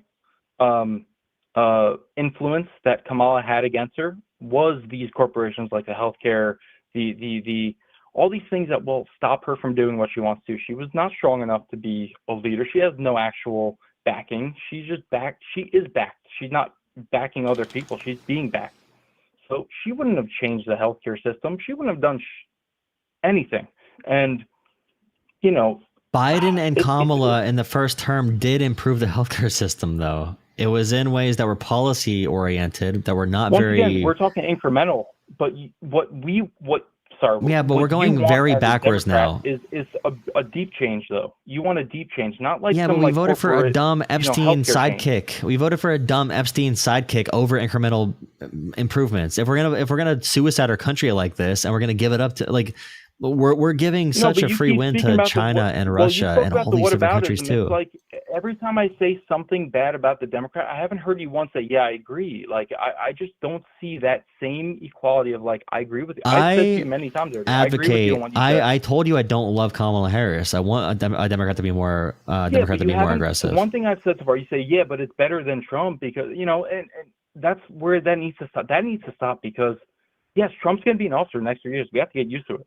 Like, you can't stop saying, yeah, but Trump. Like, we have to stop. No, we need to talk about Trump because Trump is now grabbing more executive power and war power than any Are you president going to ever. stop him? Who's going to stop him? We need to You know what get I mean? public Like- pressure against him as much as possible because we're not going to be able to have And another for election who? if he's For- able to for be who? successful. The Democrats that aren't going to do shit that you want either. They're not going to give you the health care that you want. They're not. Well, gonna maybe give if you people the- like you wouldn't vote for the Jeffrey Epstein sidekick and you helped us vote in a Democrat who would change something, It's not it would be me, a different man. story. I promise you, it's not me stopping the healthcare stuff. I promise you that. I But pay if a lot people of money like in you, healthcare. I if can people barely like you afford it. helped us elect better Democrats instead of voting for Trump, we'd have a like right now. Give me a better. I voted Right for now, Bernie, man. right now, here's the big issue. And I I voted agree. for I Bernie. agree. I think burned. Bernie would I was burned. would have dunked Trump into oblivion. Okay, Bernie would have destroyed Trump.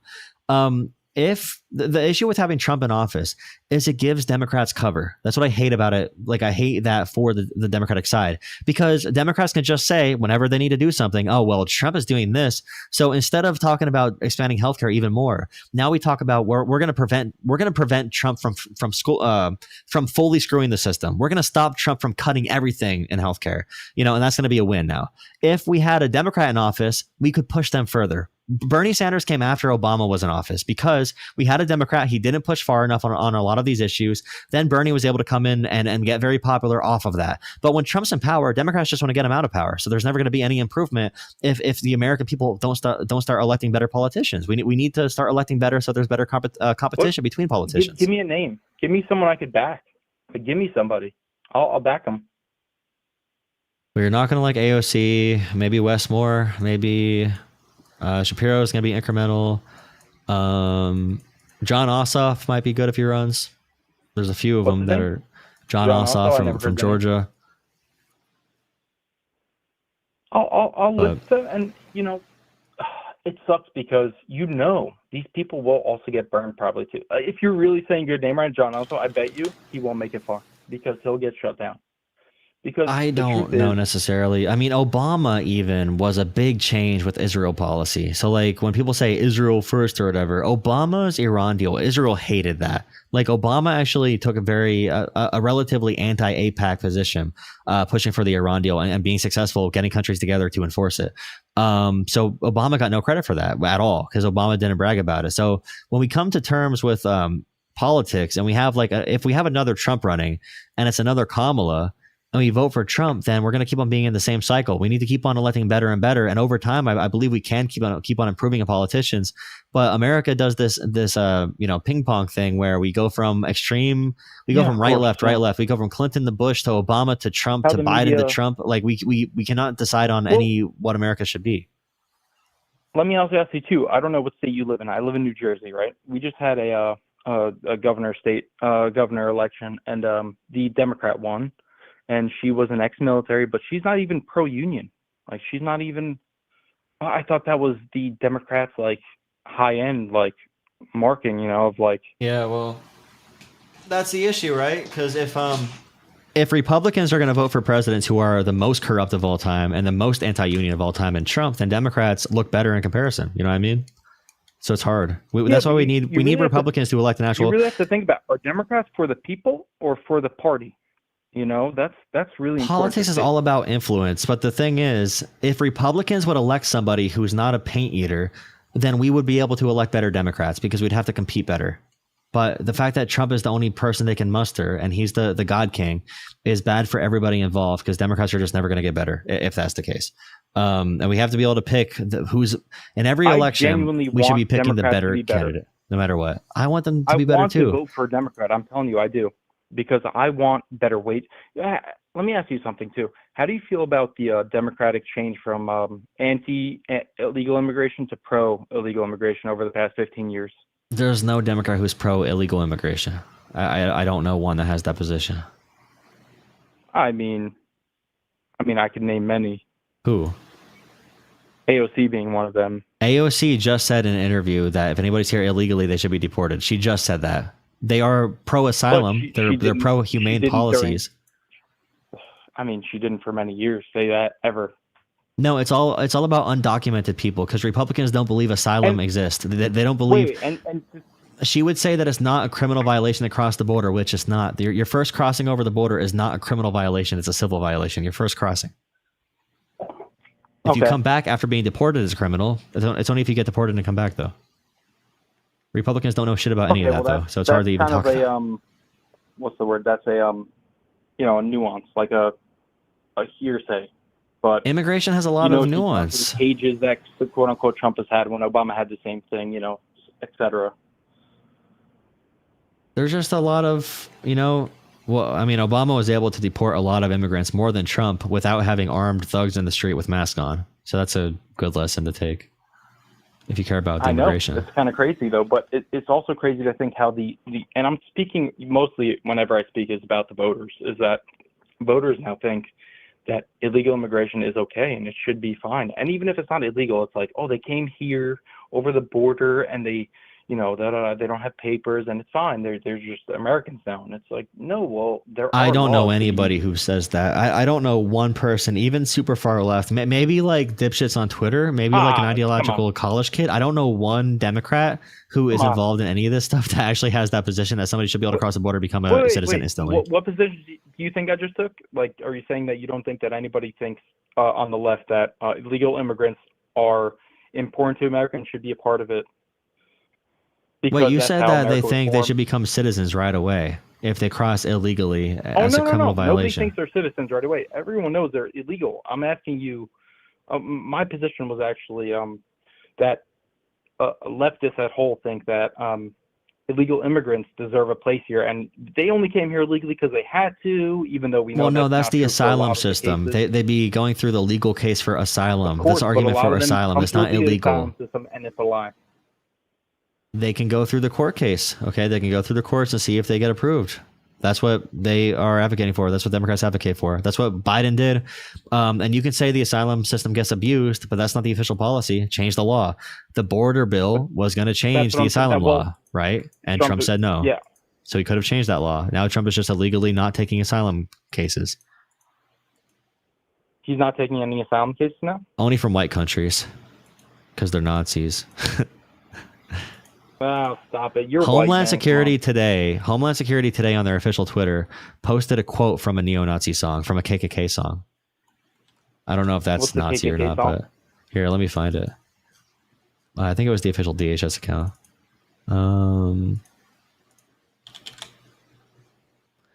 They post KKK quotes all the time on Homeland Security. You have to be in the know to know this, but yeah, I was gonna say I don't go on Homeland Security very often, nor do I actually think that the KKK is a systemic issue. No, it's not that it's a systemic issue. It's that there's fans of the KKK running our immigration system right now, and that's why ICE is doing things they're doing. Well, that would be a systemic issue then, because the people that make choices would be KKK if not affiliated, but at least ideologically. Elon Musk is definitely a Nazi. He just posted today again. And by the way, wait. Trump he just said Hail Hitler. A neo-Nazi or a German Nazi? He's a white supremacist. What do you think he is? He's a supremacist of any kind. That's not a Nazi though. A white supremacist is... Okay, fine. I'll stop using the word Nazi. If we're autistic, then I'll use exact words. Okay. Elon Musk believes that we need to deport all non-white people from America. He believes if white people... He just posted today. No, he wanted the H-1B visas for anyone. Yeah, so he can get free workers for his businesses. He just said today that if white people... He said if white people become a minority in America, we will be exterminated, which is... Yeah, but he also wants people to take his jobs that he has in his companies that are not white. So that's not a Then why does he white post that to supremacist his for social sure. media every day? Why does he say that every day on social media? Is he appealing to Nazis that are currently I wouldn't say he Republicans? does it every day, and nor He would I does. say Look on that. his Twitter. It gives you brain damage. I have to remember though that going on Twitter in general gives you brain damage, and also reading Elon Musk Twitter gives you brain damage. So many people are not going to do it. I have him blocked technically. Yeah, I do go on Twitter sometimes, but I do not read any of his shit, even though they pop It's up a on shit painful sometimes, and website. it's always. But no, I don't. I actually whether or not he thinks whether or not he is a white supremacist, it's hard to it really is hard to say because white supremacist is a very loaded term. I'll give His the father most was a generous- Nazi. His this father is- was an this is the open most Nazi. generous- yeah, I'll Google give you the Elon most Musk's generous thing I could grandfather. think of. Google Elon Musk's grandfather Nazi. His grandfather was also a Nazi. His father is also a Nazi. Look up his father's interviews from a few weeks ago. Or okay, not Nazi. Sorry, white supremacists. Okay, white supremacists. They wrote books about it too. His grandfather did. Well, first of all, I hope you're not saying that in the actual, because I think it is important to, for your own cause, to not name a Nazi, because Okay, he's white personally, I'm supremacist. Polish. There you Okay, so hearing the word Nazi is a different thing than He's the modern day hearing white American supremacy. equivalent to what a Now, Nazi if would the be. words We need a new matter, word what for I'm it. He's the modern day equivalent to what a Nazi would be white in America. supremacy, sure, whatever. Well, there's neo-Nazi. There's That's Christian the new nationalists. age of- Christian, if you're the against KKK Israel, were you're Christian neo-Nazi, nationalists. right? Who cares about Christian the word? Okay. nationalists. Why are we Yeah, nitpicking? Why are we okay, nitpicking? so let's just say even Nazi. You know what okay? I mean by So- it. They Sure, think there's a I do racial now. hierarchy in society and blood and soil now, nationalism. yeah. We could describe every tenet Sure. of a Nazi other than Jewish. They hate Muslims instead of Jews. Well, I understand what you're saying now, so it doesn't matter. Do I think he's that? No, I actually don't. Well, I mean, he just says it Do I- every day. well, so can it's fine. Can I give you a point of reference? So Fascist. in America, we were mostly white for our society and obviously black. We are currently now, what's the new number now? I think 13 white people are now 13% of the world. It depends what you consider to be white. So, like when the Italians were, I know, yeah. when the Polish came over in the early 1910s, 20s, 30s, they were not considered to be white. The KKK wanted to I'm ban saying in the world, by the way. In the world, we're now 13% compared to the rest of the world. The KKK wanted to ban all languages in America other than English to reject Polish immigrants and Catholics. Of course, I know all that. Yeah. So the current party in America who wants to ban all languages but English to reject foreigners is what party? Well, at the time or Right now. Like what party wants to ban all right other languages now, other well, than at the English? time, I think it was Democrats, but now it's the Republicans. Well, yeah. But Yeah, the parties did say that switch, to yeah. have well, no, wait, to ban languages? Yeah, or they to want to just make have a English the national only language in America. Okay, that should be a thing. Okay, Honestly, well, tell me if you've ever been, because America is mainly a service industry now, right? We speak English, obviously. Do you think Spanish should be the national language, I don't think or any language? America has never had a national language and has been fine, and I think it should continue that way. Well, it has been because mostly it has been English speaking, though. Yeah, but the idea Until that we the- need to until ban the other 50s and languages, 60s. It's only until 60 the idea years we need to ago that we ban other changed our- languages is different, though, right? Of course, the banning is completely different. Yeah. Okay, What I'm saying is, until like 50, 60 years ago, though, the language barrier didn't really exist. Until now, today, you have. What do you mean they going to didn't any- exist? Wait, what? They were worse before. They were far worse before. There's a much higher percentage of Americans that speak solid English today than there were through the past 100 years when we had the huge influx of immigrants and stuff, and Ellis Island and that's everything was what I'm saying. popping off. Until like I was saying, until like after World War II, when we took a lot of workers in because we needed workers, obviously, which goes into also immigration, but that's to the side. We took a lot of workers in, and before that, though, before World War II, even before World War One, we went through basically an English-speaking nation. I mean, there wasn't much other than that. Would you disagree Not with that? really, not that true, but it's also not, America's always been like we this. I think we should keep on being like this. It makes America special and makes America. keep on being like this from 7 years ago or from before that. We 'Cause we're shouldn't ban 250 other years old, languages right? in America. We shouldn't like ban other languages. Oh, we shouldn't ban. I 100% agree. We should not ban. No way. Right now, Should we make already a encourage national English language everywhere. English? English is the primary language everywhere, even outside of America, because they want to cater to America. Genuinely, I'm only asking as someone that lives in the world and deals with all this. I've been to, for lunch at work, let's say 10 places this past month.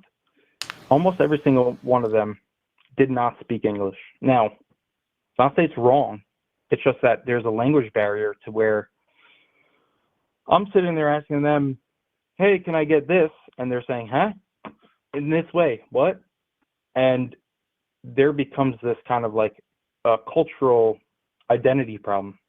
Where I think it's a true thing. I don't think there's like a racist tone to this. It's just, hey, I thought we speak English here. I'm trying to tell you what I want. And do I have to speak Spanish or in some cases, other languages in the South American language? So, to yeah, but another issue is right now, and the people who are really upset about this, like around this, it's just a quick Google, and I need to get off here. Then I appreciate the call. And staying on here so long. Yeah, I appreciate you talking to me. More than around 60 to 65% of Europeans are multilingual or bilingual. Less than 20% of Americans are bilingual. So Americans largely have a lack of curiosity. They have a lack of education. Yep. We teach less language in America.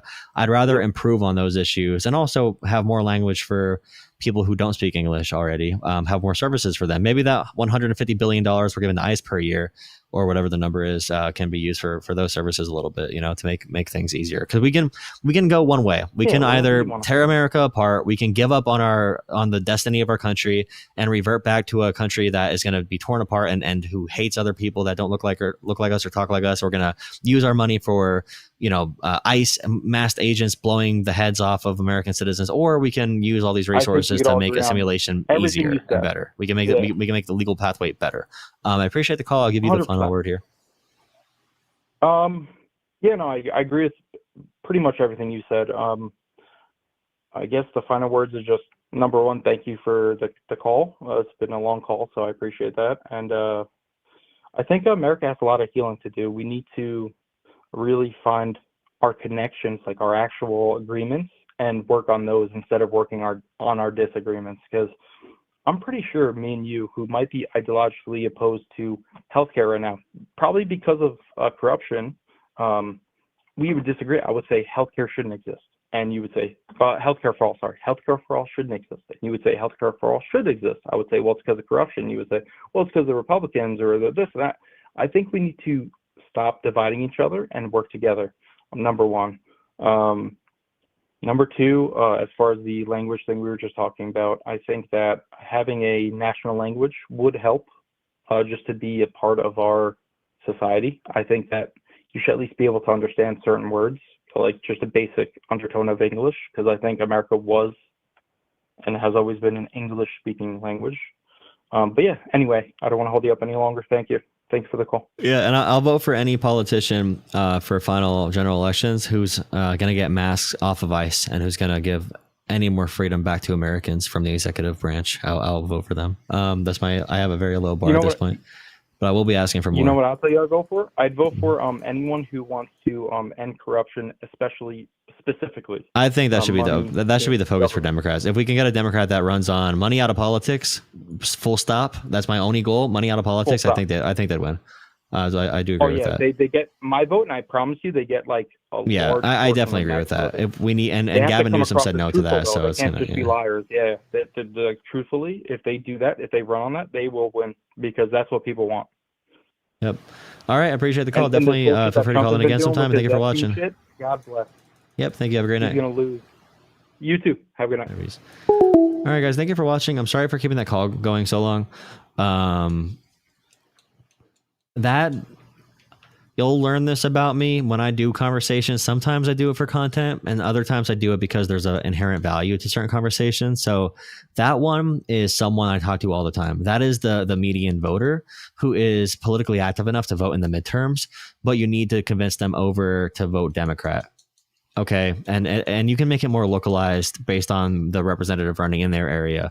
But when it comes to the politically unengaged or people that voted for Bernie who liked populism and they want corruption out of politics, so they said screw it and voted for Trump because they're kind of like nihilistic.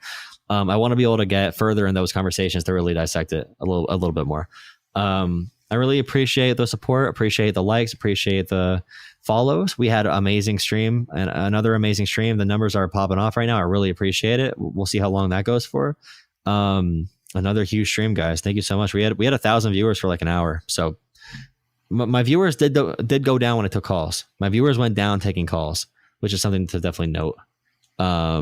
It was better when I was reacting to news. So we might do more reaction segments because it seems like people like those as well. Cover the news more, cover CNN clips and Fox News and other clips that are going viral and everything like that. But yeah, thank you for watching. Thank you for subscribing. Really appreciate it. I'm aiming to stream tomorrow at 9 p.m. I got no donations. I'm not gonna see them until tomorrow if you donate. But if you want to support the stream, support the donate to Jola Politics on Cash App or Venmo. Jola Politics is my channel name, at Jola Politics on Cash App or Venmo. But I really appreciate you guys watching. Maybe we'll cover another topic tomorrow. The murder thing is just going to be the biggest topic. I know it's going to be repetitive. It's going to be repetitive, but we can't give up on that front. We can't give up on rejecting the narratives like this, because these are narratives that if we give up and we're like, oh, this is so dumb, we're sick of talking about it. They don't get sick of it. They are insane. All right. Think about January 6th. They're somehow stealing the entire narrative on January 6th somehow. And it's because I think many of us just gave up on fighting for the narrative, winning the optics and the perception. The truth is not going to carry itself, and we need to fight to protect it. And MLK talked about dramatizing stories and everything to make sure that you can have full impact with true things. You don't lie. You never lie. But you need to make things very convincing and appealing when you talk about. Even if she was evil, like you say, the officer was still in the wrong. I do like the car conversation about the direction of the vehicle, because they say, and also if you find content creators, I wouldn't mind talking to like an actual content creator as well for any debates or debate panels or anything like that, or any podcast. If you have a small podcast, I'd be happy to come on. I'd be happy to come on a podcast for a half hour. But yeah, when they try to do all this shit about like, oh, well, he had to shoot because the vehicle was going to run him over. It's like, well, I feel like it would have if it was going to do that, but we'll keep on trying. Thank you for the stream. Thank you for the viewers again. Thank you for everything. Okay. Make sure you go and join Discord. Join Discord and have a conversation with us. Okay, guys. Join Discord. Thank you for watching. I'll be back tomorrow at 9 p.m. If you donate to my channel, I'm not going to see you till tomorrow. If you donate on Venmo or Cash App or Patreon. All right, guys. Here's Discord. Join there. Tomorrow, 9 p.m. She hit him with her car. He was hit. He could barely walk after. He was in critical condition, bro. For real, trust me. He got pushed like 5 feet. Bro, you guys are... Keep making the arguments. It's good. It's a good argument. Yeah, he was pushed like 10 feet back, dude. I'm surprised he survived it. I am surprised he survived. I can't believe it, personally. Can't believe it. All right, have a good night, guys. Appreciate it. Thank you. Thank you. Reach out, jolapolitics@gmail.com. jolapolitics@gmail.com, okay? Thank you, guys. Have a good night.